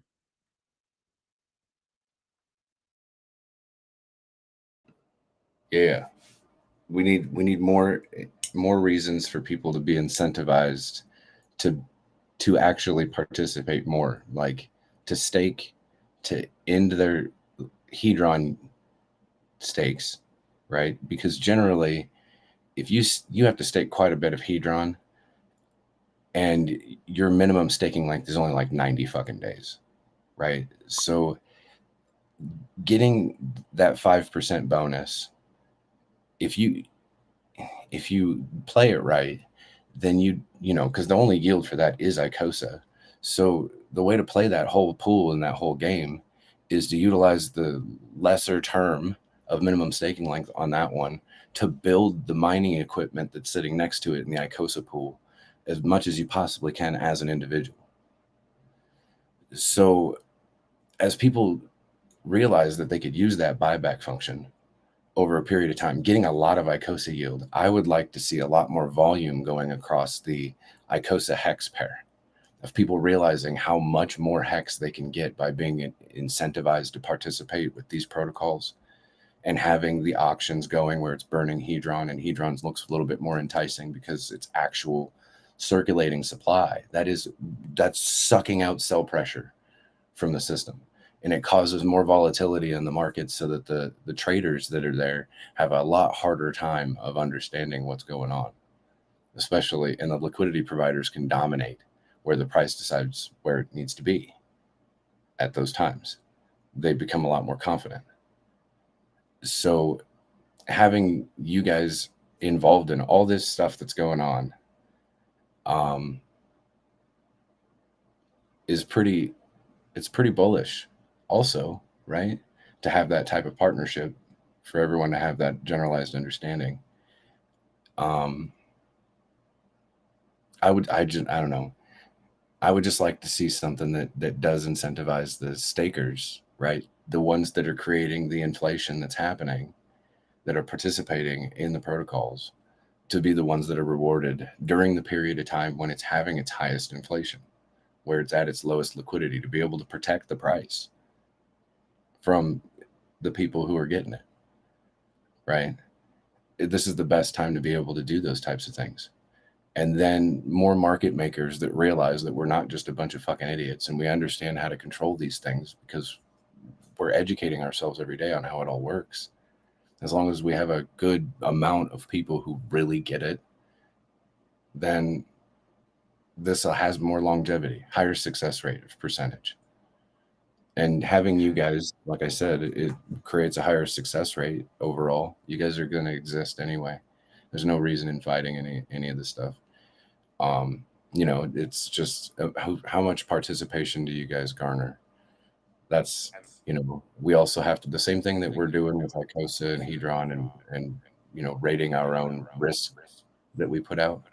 Like, you guys have to do the same thing, of course. Yeah, And totally. I mean, you like, guys have a plan B. I like that. yeah, participation is going to be, really fun to watch. And yeah, all we can do is put it out there, and if people want to join in, but yeah, I mean, it's completely optional, right? Like, that's the beautiful thing about DeFi, or not. And yeah, I'm very bullish on the success of these auctions, just from my conversations with people. And that's truly the goal here, is to get HSIs bought off the market, burn Hedron, and that will benefit all stakers, benefit the system, and by locking up that liquidity for a long time, will likely have a very strong impact on all protocols as well. So I'm there, right there with you, man. I'm very bullish on this whole ecosystem right now, and like, just anxious. Like, it's only 10 days away. Like, I think Right. everyone's really, really excited for this. So that's very bullish sign to me as well. I would have to agree. Yeah.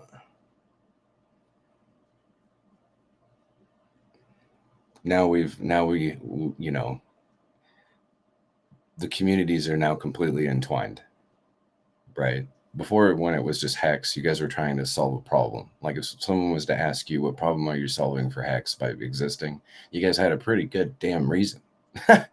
If you ask me. And Maxi was pretty successful for that. I mean, it still is, right? The derivatives, like, I'm sorry, I don't really pay attention too much to the rest of the other stuff. I know that they, like, through team, that they reward each other in some sort of, like, cohesive, like, intelligent way. So that's cool. That means that you guys are building a community all on your own of this different thing that's going on. And now that you're, going to be participating anyway, is pretty neat to me. Like, if I was always Yeah, being I like, love. yeah, it gets higher. You guys Yeah, are I mean, community members anyway, so yeah, I love, I mean, truly, what's cool about both of our communities as well is that we truly are aligned on the goal that, like, for us to all win, Hex has to win, and that's really at the heart of it all. All of our products, like, so it's like that kind of aligning that light, uh, really is powerful, because all these products, are designed to uh, make Hex, like, more successful, and through that success, like, our all of our incentives are aligned, and through that, like, some very innovative products have been built in order to do so in, like, very creative ways. And who knows what people are gonna build in the future.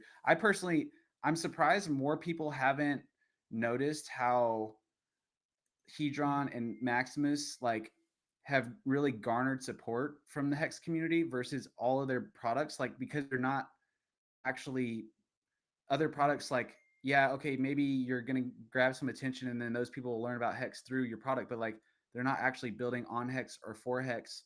And so I hope in the future, like, people realize that, like, Hex is a great product to build around, and we see some even, like, more exciting products that, like, all of us, haven't even thought of yet. So um, I feel like this kind of, we're going through a transition of Hex, being what it was, like, as a blockchain CD, to now becoming, like, the gold standard of a new ecosystem.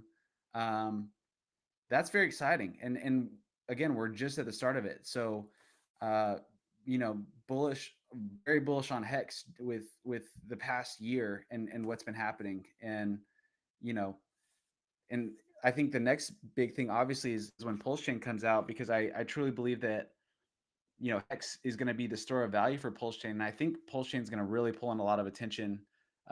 So that'll be funneling and pumping all these products as well. So it's gonna be a fun time.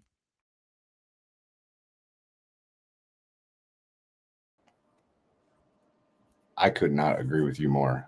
And you know what's really funny to me is I every time I come in here, I remind everybody that Pulse Chain is coming, and I still get reactions from people that they forgot almost, because there's so much stuff going on right now in the bear market that it's just exciting.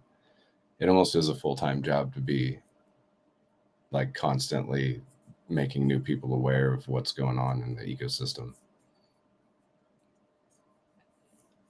Yeah, I mean, there's like I was saying, like there's so much just going on in the Hex ecosystem, like with all these products. Like, you know, the past 10 months, if you've been following everything that's going on, like it's a lot of learning, it's a lot of time, a lot of energy. And so, you know, respect to everyone that's here right now. Like you're on another level than everyone else in crypto right now, with just the level of like learning you've had to do. You know, Hex in itself, it like requires a lot of learning and attention, and now it's like this is truly an expanse of Hex. And things, you know, things can get a little complex, but like and you really like, the thing is too is you don't have to be exposed to you don't have to buy into everything that goes on, right? Like some things you might not like, or you know, you might like one more than the other, and that's like that's the beauty of DeFi, and is that you hold the power over what you want to do. And so far, like, you know, the signal is that like people still truly believe in Hex, and you know, proof by how long people are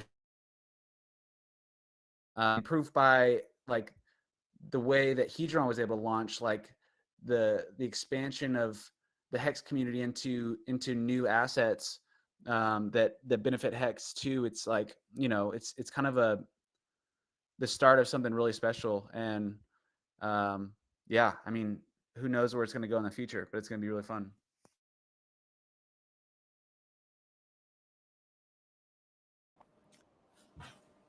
I noticed Tonto came in.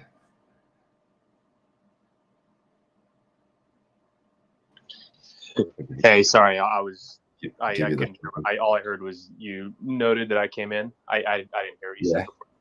Well, I mean, I just figured if you came in, I figured I'd offer you the floor if there was Oh. something that you wanted to say. No, I mean, yeah, I was just listening in. I've just been getting everything ready for launch. Going back and forth with the auditor. Everything's good to go. No, concerns with the security or the operation of the contract. So I'm just getting ready to deploy. We're probably going to announce a launch date pretty soon, unless Goldkey leaked the launch date that we had talked about. So we'll probably be launching announcing the launch date here in the next couple hours. And yeah, it's pretty exciting. I've actually really enjoyed kind of like the response to this, because like with the regular pools, it was kind of like unanimously supported. It's like everyone just like got it instantly, you know, everyone liked it. But whereas with this, there seems that we kind of struck a chord, and there's kind of like this, like in some ways it's like fear, and some ways it's like pushback, not for it being like a bad concept, but because it kind of approaches the system different than what kind of like the broad consensus views it as. And so I actually think that that's really bullish. Like it like with the regular pools, there weren't like these like kind of like psychological pumpamentals baked into it, but with Poly there is, right? Like there's this kind of like, you know, kind of a division of what people perceive as what the system is designed for. And then two, there's this perceived risk around the executor. And so just like over time, as those, you know, things where there are risks that people perceive, and there's a big difference between the perception of the risk and the actual effect of the risk. Whenever there's like a big kind of misunderstanding of risk, that's usually what can prime up a crazy bull run. And so like as just the, you know, reality sets in, you know, the market reappraises that risk and then prices that difference in. So I actually, you know, I I've enjoyed kind of the discussion around the topic, and I think that it's like kind of this energy it's brought out in people. That to me is actually a really, really positive signal. So my understanding is that you had made proprietary software and have your own like server node running to guarantee this. Well, it's a guaranteed advantage in the auctions. And you have that for the executor position to be able to log in to use the software and pretty much have the thought process of the poly holders in mind of how it executes its logic with smart contract use through this username and password that you give to this software, right? I'm not sure if a lot of people are exactly aware of exactly how it works. I do, because I know that if you were to have a smart contract and try to just throw that into as a bot pretty much into the auctions, that there's a certain amount of logic that you lose the efficiency with, that you could just have an actual, like you call it, an executor that applies the logic but still uses the smart contract to do the functions. Yeah, so basically all the executor is a set of addresses that are allowed to. They have there are exactly two functions that they can run. They can run the bid function for a liquidation auction that has already been started, or they can run the start bid function, which runs the loan liquidate function in the Hedron contract. So like all they can do is bid. They can't transfer the funds. They're never in possession of the funds. They can't do anything. They can't mint their own coins. Like all they can do is broadcast transactions to those particular functions, which place the bids on behalf of the contract. As far as like how what information they get about it, what in terms of like interfaces for what the executor does, who or what the executor is, that all is a secret. That's all a mystery, because kind of like what you said with like if you were to be broadcasting some type of bid execution strategy, either through a smart contract or even like kind of crowdsourcing it on chain or letting users vote, while I perhaps could come up with a good solution for like a full like vote model that does the bid execution, there just simply wasn't time for in this with this big wave of about 6,000 of these coming out here in the next couple weeks. So they're doing it this way. It introduces very little risk while creating greater competitive advantages.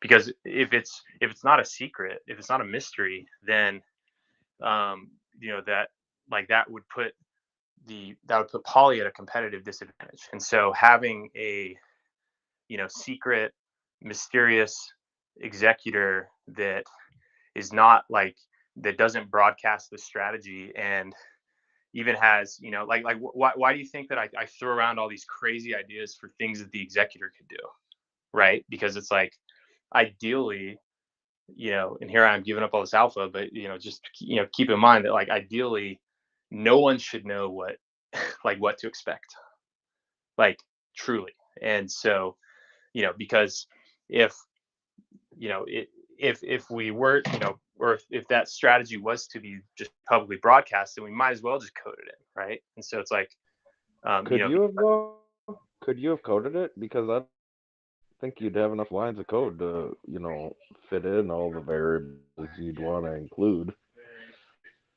Yeah, I mean, I had even prototyped some like user voting things, but what it really came down to was, okay, if we did that, then the largest Hedron holders, who already have a massive advantage over everyone else, they could just come in and just like dictate bidding. That's basically what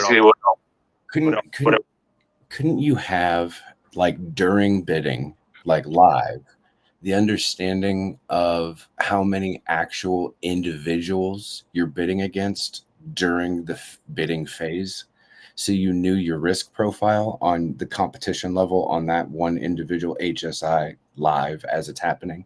So you could just move on and mitigate your risk to one that maybe doesn't have so much competition at that time live as that bid is happening on a different HSI for you to get involved into? I mean, it could, and you can, program it to do anything really. But it's more like, like, it's like you wouldn't want to broadcast that. And yeah, of course. Like you've answered the question like pretty well. I think I was like saying it more knowing the answer as it sits, that yes, you could have something like that, of course. So that's pretty intriguing that now you have the power with this proprietary software to maybe create something that unleashes the availability of access to something that you've already built. Maybe not in the profound way that the executor has, because I understand the security position of what an executor would actually be doing to themselves as one, and would have to be protected at the utmost cost, right? Because they have access to this software, A1 number one, and the position is almost like an OA or an SA type of thing to the poly asset as a whole, right? Because its initiative is going to be towards the holders in every single fucking way, right? Well, I mean, you there's no way to guarantee that. So users should assume that the executor may not even bid well at all. True. Like, and that's where, like, why we included that piece for to be able to vote on the bidding budget. Like when you mint your poly, not only do you submit your hedron, but you put forth a number between 50% and 100%, and that is what you're voting on the bidding budget to be. And so there's the bidding budget, and then there's a staking budget. So staking budget is like not based on the executor at all. It's simply staked through the Icosa contract. And so, it's like, and then if 30 days has passed without the executor making a bid, then the bidding is done, and then all the remaining hedron is added to that stake. And so, like, the max downside is really just like that the executor really just doesn't win anything. And then it's like, okay, then it effectively just turns into a hedron staking pool. And so right, your community is now our community. And initiative moves forward. And while you don't know what the executor is going to do, I'm definitely building tools that can help them with, bid execution, data analysis, and part of the whole poly system with the there's something called the suggestion box, which is it's like an off-chain like data transmission tool where holders of poly and holders of the token called water, which is like a gas fee donation pool to help cover the cost of the executor to do the bidding. If you hold those tokens, you can transmit signed messages to the executor to give ideas around what to do, staking strategy, target bids. And so it's kind of like this, off-chain, cryptographic kind of like communication portal that allows poly holders to give their feedback, because it's like there is wisdom of the crowd. Like there's definitely value in there, but then the trade-off between like how to harness that, like on chain, because if you had, the wisdom of the crowd voting, then competitors could just be watching the voting and then like know what's going on, and then front run bids, or just like, run up a bidding war, or maybe like somehow co-opt the bidding. But, instead of doing that, we can have the like these private messages that are sent where you have to sign it from, you have to make a signature from an address that holds poly or holds water, and then that information can be sent off chain privately to the executor, and so it's like we can still kind of lean into that wisdom of the crowd amongst the participants. The executor can see how much skin in the game they have, and maybe weigh that into their perception of their idea. And it's like a way to leverage the wisdom of the users in the system, while also maintaining that secrecy that gives it the competitive advantage when performing the bidding. So that's kind of how we met halfway there. It's like, okay, we didn't want to build in a full public voting thing, because it's like, okay, in that case, it's like you're basically just it's like as if you would have just selected the average performer. Whereas perhaps with the executor model, perhaps there's at least the chance that you have an extraordinary performer. And then if you can, pair that performer with good tools, good ways to surface information and ideas, and other tools that can give advantages in these auctions, then that's like a winning strategy. And that's really what it's about. And I think some people are kind of offended about how upfront I am about doing this to win. But it's like, these are auctions. There's a winner in each one. And and these are markets. These are financial markets. It's about winning. It's about growing, your balance and also serving others. And so I don't mean to be,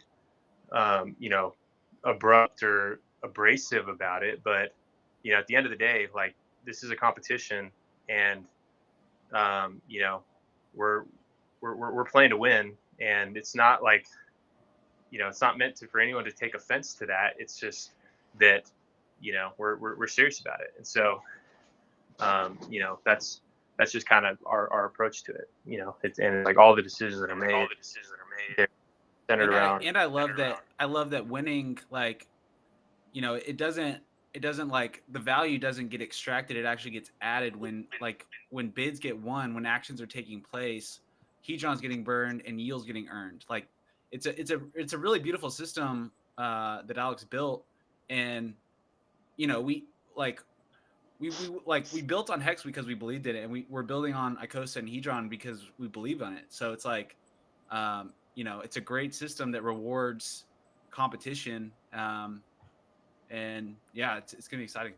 Yeah, literally, it burns hedron, it hoards hedron, because all of the hedron that's earned from the HSIs, it's not getting, it's getting minted and then added to the stake. So it's like we're kind of like Maxi, where Maxi's hoarding a bunch of hedron unstaked for 15 years. That's bonus hedron. Maxi's a huge holder of hedron, and it's just hoarding it. It's not even staking it. So it's already Maxi's doing a big boost to the hedron market. And then with this one, all the hedron that's produced by these HSIs, that's getting staked. So maybe we're, the ideal thing for everyone would be if all that hedron was simply hoarded and not staked, but we are staking it. And so, that's delaying hedron from that otherwise could hit the market from hitting the market, by not recycling back into the Icosa system. That is making the Icosa system less competitive for other Icosa sellers who do want to, mint and do that whole thing. And so it's we're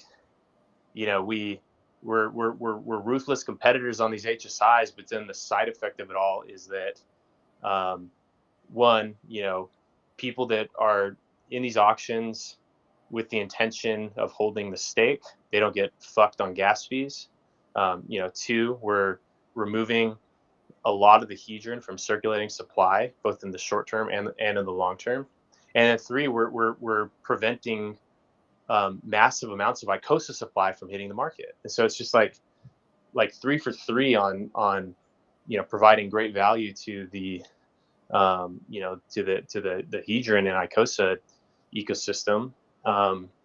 And so it's and that's why I don't quite understand when people suggest that we're not using the system as it's intended. It's we're exactly using it as intended. I'm literally calling the smart contract functions from the hedron and Icosa smart contract. So it's I think that the issue from some people are the HSIs being taken out of the auction process. And I agree with you guys that there's no way to have a relevant understanding Those of people the buy them, testament. right? It's like not your keys, not your cheese, right? Right. I mean, of course. I mean, that's just the way that the Like game is. that's them telling other people what to do with their, which it's yeah. I can see why people, Well, kind of it's autumn. People are feeling that kind of the thing is, hold they're on. more The sensitive. thing is the people that have those feelings that are being vocal about it are community members of Icosa staking. That's where they're coming from with those types of comments and things like that, right? So I mean, to go that route with them and to like cause an adversarial type of behavior during that type with the community members is not advantageous, I guess, in that respect. But having the understanding that you guys are here and that you guys have an initiative as community members, because we're all Hexicans, right? We all get that understanding that we could just benefit from it in some sort of regard. So in saying that, I guess I have a question. Yeah, well, before yeah, I guess I would like people to give me money for free too, right? Of course. Well, right? I mean, it's asking the same thing. It's like what are you giving to me? Like don't take that potential Icosa yield from me. That's mine. It's like, no, it's not. If it's yours, then buy it. If it's yours, then take possession of it and cause that to be like you see what I'm saying? Like, right. So sorry, what was your question? It's the same thing that I tell people when they come in and they want to know whether they want to participate in the Icosa staking protocols in the first place. I tell them all about Icosa and what's going on with Hedron, the auctions, and all sorts of stuff that would incentivize them to participate with the Icosa staking protocol in the first place. That's what I do, right? So I get your point of view and what you're saying about them being able to grab another object, right? So the question that I had was, and I'm just coming, from the position as an Icosa community member and a Hedron community member and a Hexagon community member, right? In that general understanding. So there's no adversarial push from me. I see it as advantageous participation, right? With who you guys are as community members as well, right? So that's good. I find that good. So we all know that there's two events that actually happen here when the liquidations start, and it's the first event when the 5% bonusers can have the option to end their term because their minimum staking length is coming to fruition, right? And there's a lot of them, right? Like almost 1,000 people or some shit that have like a trillion some odd Hedron that's about to come out of their stakes, of their availability to have this printer that prints up Icosa in the Icosa community that gives them the individual stakehold of what's going on when inflation is happening at its biggest occurrence, right? And we haven't even had any of these events happen yet. Not one single one that all these members of this community are aware of happening. And a lot of that has to do with HSIs actually causing for the participation in the liquidations in and of themselves, right? Just in that notion, they get told about it, they know about it, it gets them excited. There's, and then they actually participate more, which is all that's required to be successful. That's it. It's just participation from the community and expanding that when these events actually happen. So now that we all understand all of that, with these 5%ers coming to the first event, where there's two events that happen at the exact same time, they have options. They can participate with what they already had the option to do, that they've known that they've had the option to do for a long time, or now this newly developed poly which if they go into poly and poly holds onto it or burns some in the competition, which will actually cause more competition, everything that we've been talking about, then the stakers that don't participate completely are going to notice that their pool percentage increases quite significantly during these inflation rates, right? Until you guys are done with whatever process that you guys decide to actually initiate, whether you extend the period because you're aware of the fact that all these people are going to have liquid Hedron and you want to like extract that. We extended it by 1 day. Extract is a terrible word, and I kind of apologize for saying that, because that That sounds so horrible, but that's not. I think you guys get what I mean. More like It's not meant to be negative. Like, we wanted to include the people that were the squid category of hedron stakers from like the first day that Icosa launched. That was basically like, yeah, it's more to include those users, for this in this system. So potentially for those that are staking in the hedron pool are going to notice that some people actually do participate in poly, right? Because they have options, and people are just going to push buttons. They're going to do their thing. They're going to do whatever it is that they decide is best for them, which is great. That's what we want. We want more availability for participation in all of the communities together, because we're stronger as like a cohesive unit, obviously. And you guys are smart enough to understand and build the way that you do like that. And I think that you'll progress further, continuing to keep doing things like that incentivize the communities involved with. So yeah, so even if like, because you said that there's an option there that people can come in to get poly and then have it staked, so you have the opportunity to absorb this staking pool that's currently in the hedron staking in some sort of way, some percentage, which will increase everybody that's already participating in the staking protocol in the first place. And then you go stake some of it back, then you're back to almost net neutral again, but your yield is still increased because you actually weeded out some of the participants that could have been otherwise like not been as faithful as we would assume they were. They didn't understand it to the best of their capability, which is fine. And then you guys do provide like ease of use, right? They can participate without participating. Like, you guys are kind of guaranteeing that there's participation that's happening, which in my point of view, more participation equals a higher success rate for the whole of the community as it sits. So yeah, like I said before, I don't think you were in here, but with Gold Key, we kind of established this position of understanding that some of those HSIs that are in there are significantly huge, right? With like 14 million hex locked into them to the tune of like 1,200 T shares. And maybe trying to nab some of those specific ones, depending on how much competition's on them, would be a good thing for the community, because then you guys can just absorb the inflation and hold on to that for 15 years instead of the potential somebody gets 300,000, the mintability of 300,000 Icosa through using the buyback function and then dumping it on market. Yeah, I mean, we get those big ones, but also what puts the poly pool at an advantage is because it's a pool and it's co-owned by potentially thousands of people. We can afford like that. It actually lowers the threshold for what's a small feasible stake. And since the largest one, like the one you said was 14 million, the largest one I've seen from the last time I looked was like 10 million. And that's like the 14 million one, that's like almost 1% bigger pays better bonus. So there's really not like bigger pays better really isn't a factor here, because they're all longer pays better. And none of them are higher than, I think, that one you just mentioned there. And so like, we could, and that's really, you should mint some poly and then message that to the executor, and then perhaps other people might be messaging them like, hey, we can afford to scoop up these smaller ones.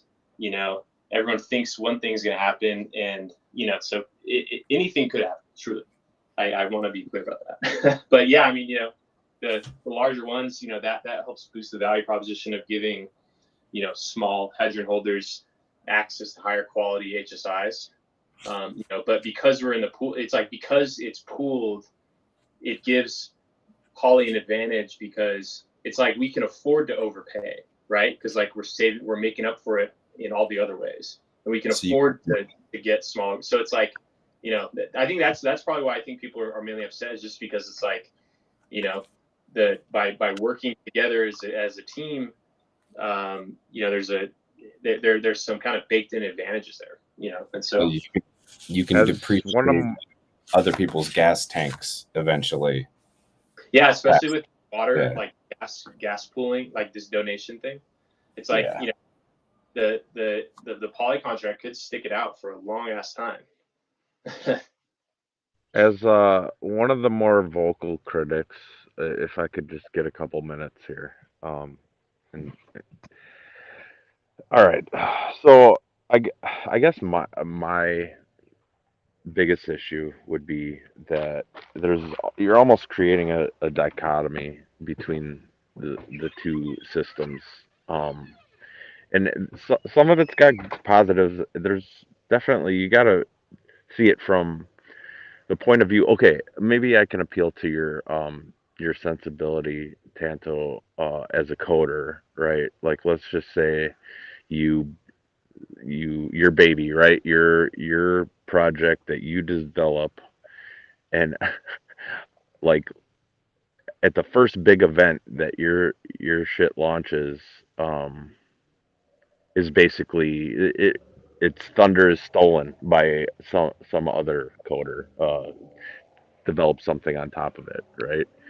I'm just trying to see it from the perspective of Alex. Like he's busy and he's not gonna be vocal on this because he has to remain neutral. But like, I just wish you would have done this like maybe a few months along, or a few like a half a year along, just to get a basis of how this would play out before going in right from the get go of auctions. You know what I'm saying? Does that make But sense to you? Java, to that point, I think there's an assumption that like without Poly, like who knows what this would have looked like, and like if it would have flopped, if like the auctions weren't competitive and a lot of HSIs purchased weren't purchased, like then who benefits from that? Like okay, now we know that like we need to figure out a solution for that.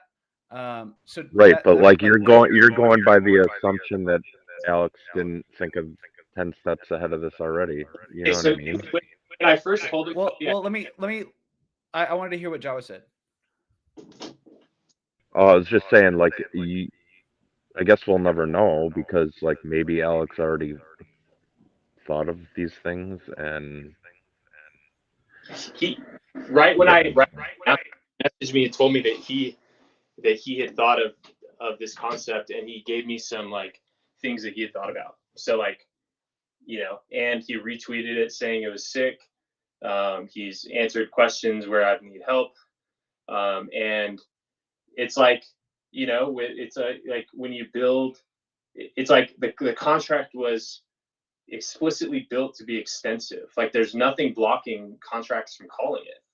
And so it's like, the like waiting to kind of see how it play. It's like that. It's like what would have been achieved by that? Like maybe we could have made it better. Like there's lots of ways. Like in terms of the design of it, the time sensitivity to trying to be here for this big set of auctions coming out. That made a difference in terms of what actually got produced. Maybe it could have been different had there been more time, but that's not really our approach. And and also it's like with so many of them coming out right away, it's like that's a big opportunity for participants, and that's what we want to deliver to people. And so it's like, I don't think that anyone who builds crypto contracts takes any offense to people using them per specification to interact with them. It's like if it's wasn't intended to happen, then it would be impossible to happen.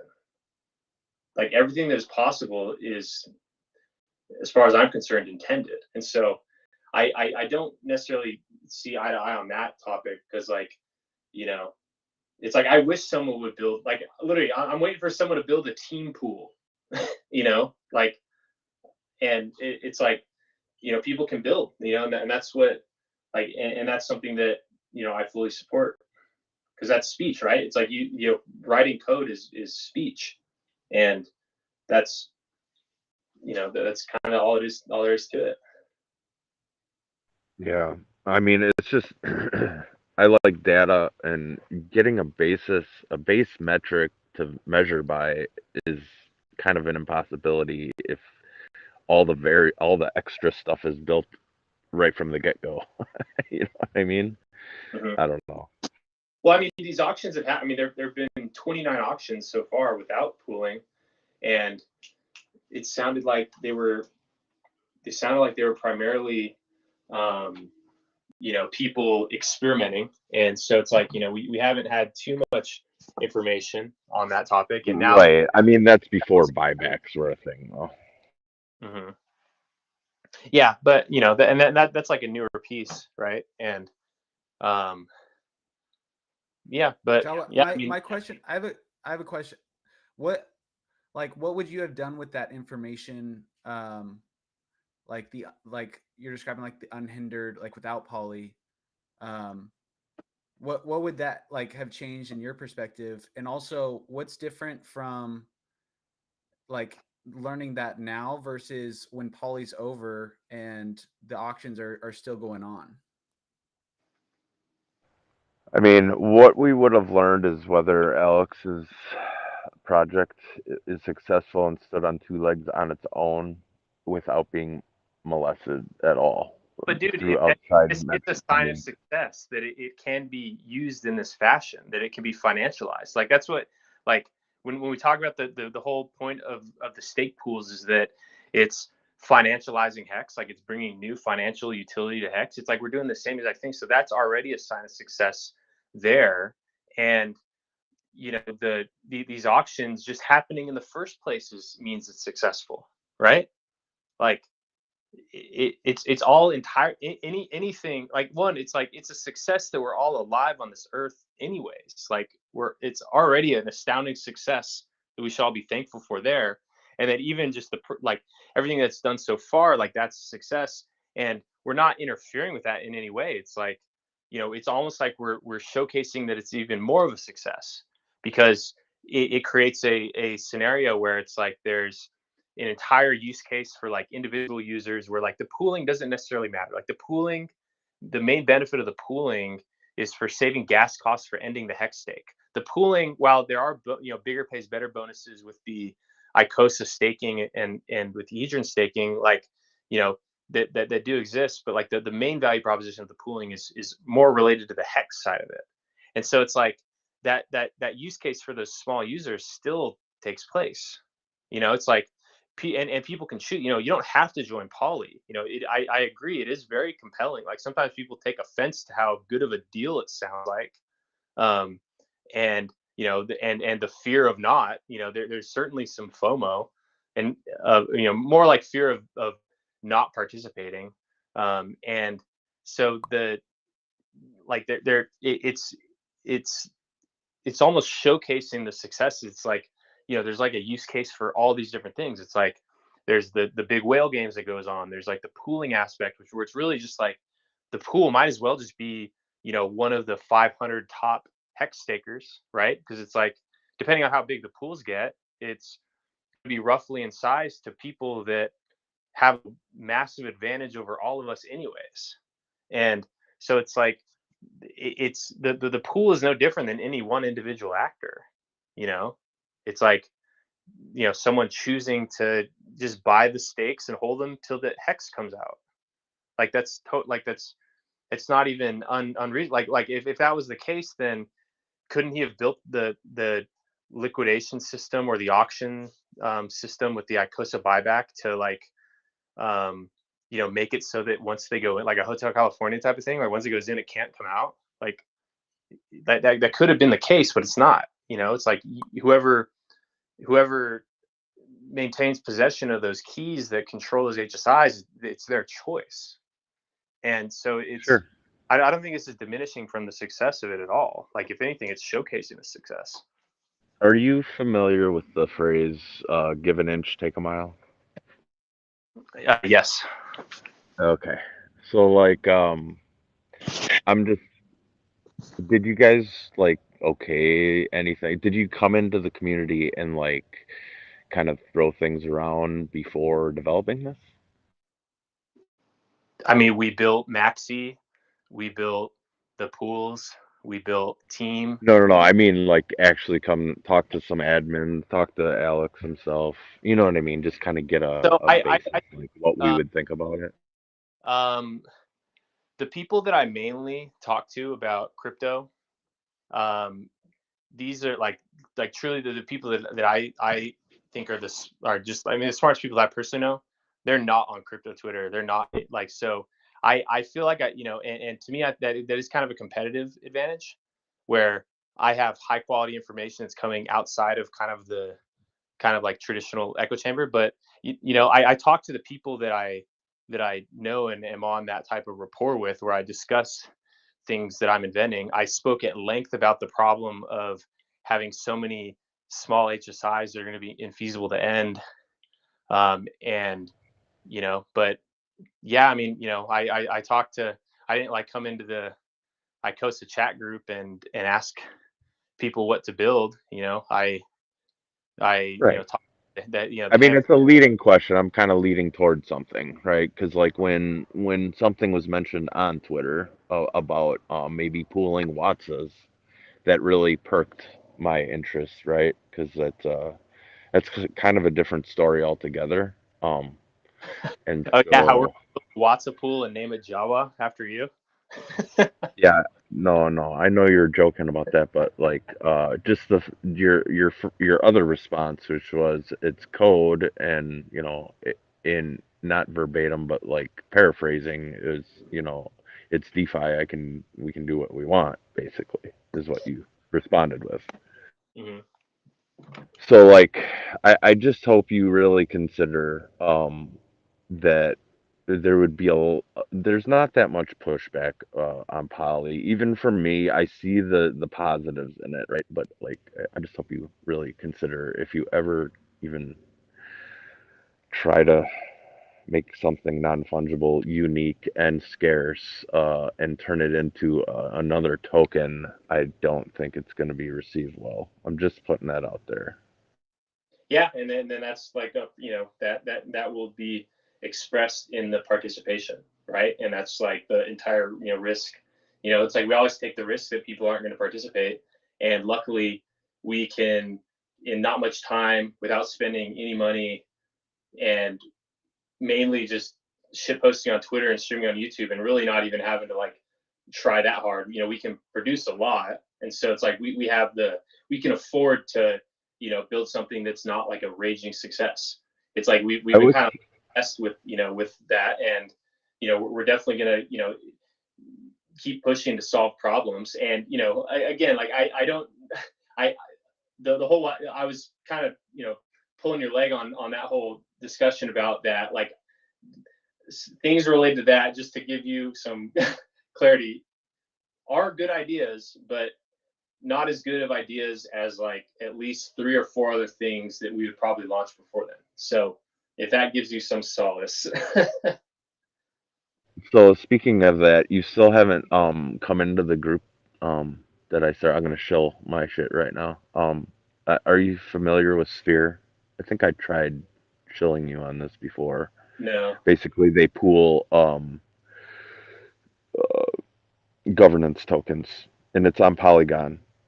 It's called Sphere Finance, and they are doing fucking awesome. You should look into them. And I'm trying to get a dev for this. Alex is too busy to even respond to me, so you should come into the room and check out the information I've shared in there. I got a huge group of like smart motherfuckers in there already, but no devs. So something to consider if you wanted to run with it, man. I would fully support that because I think governance tokens are a huge missed opportunity that nobody's even talking or thinking about. So Yeah, I mean, I'm definitely kind of at full capacity in terms of like doing real contribution to stuff, but um, yeah, I mean, I can chime in. I got a question, if you don't mind. Yeah, of course. So, like, I mean, so one of the things that, I'm relatively new to the space within the last 2 years or so, but like, one of the things I always saw when Richard was trying to defend, making sure he was, with the Howey test and stuff, how do you make sure, or have you seek counsel, like when you're talking about pulling money, but then having a trustee or having people essentially do the work for others with expectations?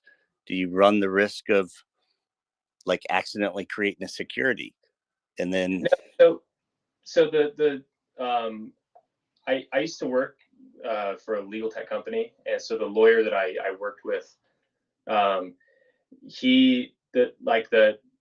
the information he gave me was that like things like this and like DAOs in general are when people come in with their own money and take their own risk, then it's more like a general partnership, which is not like a security. And since the funds aren't in anyone's possession, it's not like you're financing the work to be done.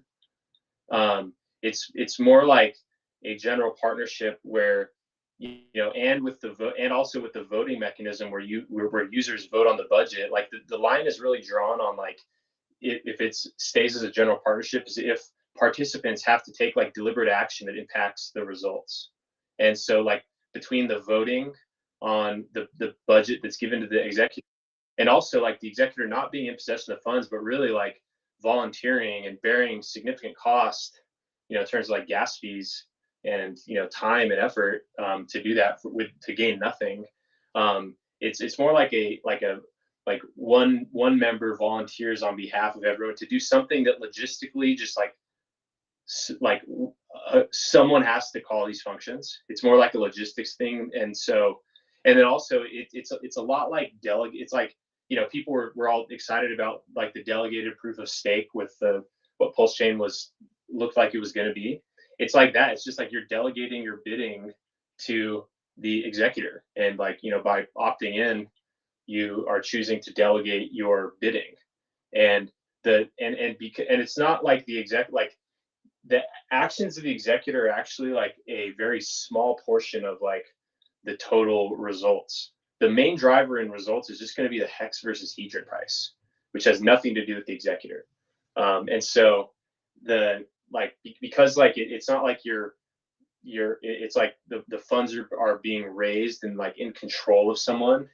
It's like they have particular privileges that are just more like logistics things, and that's what kind of keeps it in that category of like a general partnership. And since the results are not solely based on the executor's work, it's like the executor's performance is actually a very small amount of what actually would mean success. Then it even more squarely fits as just like a general partnership. Okay. Yeah, I mean, I hear you. I'm just saying, just the concern that it's just if somebody's in this gray area, there's going to be people are already gunning for the community and would love to see this this ecosystem not succeed. And so we just really have to have our ducks in a row that that when and if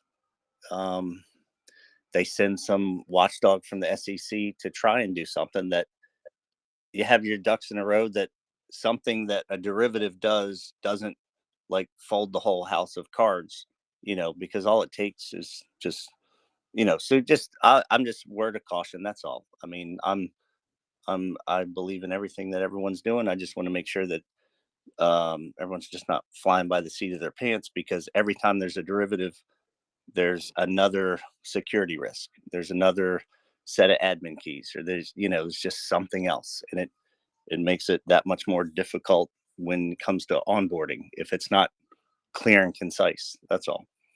But yeah, I get what you're saying.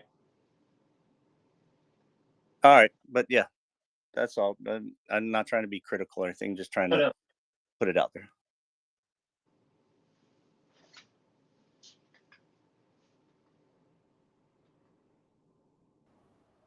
All right. Well, I have to head out, unfortunately.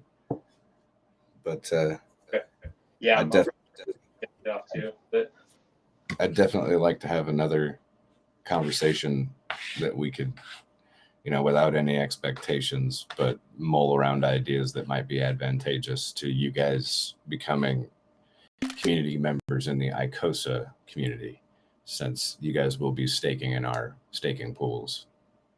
So yeah, I mean, we've been members, right? Like team, Icosa was built into team contract. I love my Icosa that I have. I'm a staunch supporter of Hedron. While I have been critical about the behavior that like just encouraging a bunch of individual max length stakes, that's been my only critique. Just like that, I think that's kind of like, you know, a negative externality, and it comes at the expense of the small person. That's literally been my only critique. But you know, and so it's like that's why, you know, I built Poly, was to just, you know, solve like the one thing that I thought was, you know, that I didn't like about it. Instead of just whining and complaining about it, I built a solution. And so, you know, we're strong supporters of Icosa, strong supporters of Hedron, especially, you know, Hedron really, like, I truly love Hedron. You know, it's like a core part of literally everything we've built today. Hedron is a core part of it. Like Maxi, we rushed to roll it out to get the most Hedron possible. Team, you know, we incentivized the, like, you know, we use Hedron as part of like the growth mechanism for the pools by making Hedron part of the growth compensation. You know, for team stakers. Now we're doing this, you know, Hedron pool where, you know, where we're buying HSIs and staking. Like literally, like we're like, you know. Yeah, and I get your point about, you know, the smaller stakes maybe right now would be a consideration of being like an issue that you would see. But for people who are small stakers, you know, in the understanding of how they live their lives is that through price appreciation, even those smaller stakes can become big ones to them. And so to you know, I guess go one way and be like, oh, this is, you know, prices could just be stunted here, and have like shorter term, I guess, thinking on being able to garner more success for one or the other assets, I guess,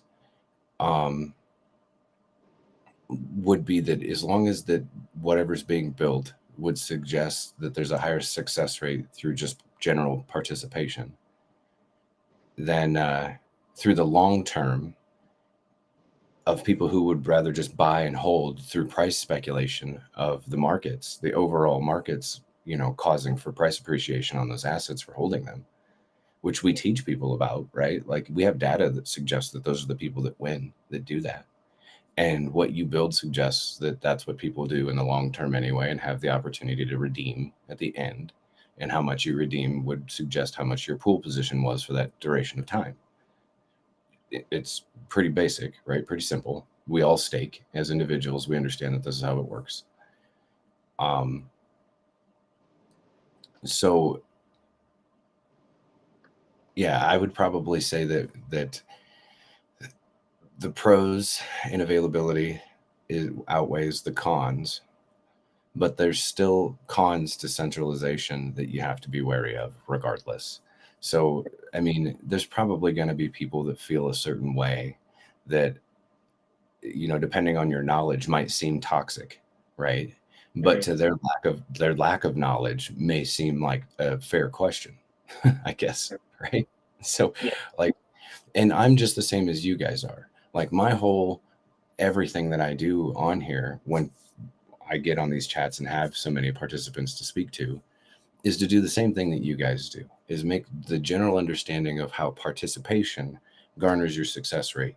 And that's all is required. And you have all of these options. And to me going on for a whole damn hour, you know, you hear it on the YouTube channels of me like going through all the possibilities and options of what you can do just with the HSIs, and then what you can do with your staking profile that you have available for all the options that you can do. And this is how it works. And then like the general understanding of what's happening with these events in the future, and keep people mindful of all these events that are happening in the future. Like the Watts holders and all the events of the bonuses landing and overlapping of each other over a period of time is something that would incentivize you to maybe continue to participate, you know, or the events of not just people possibly ending their stakes and the bonuses getting minted to them, but these liquidations as well, and how to participate and what to look for and what to do, and how to be pretty much training the entire community how to probably be the best executor that they can possibly be on their own behalf, and garner them to just participate. have more actual participation and educate them and teach them how to do such things, right?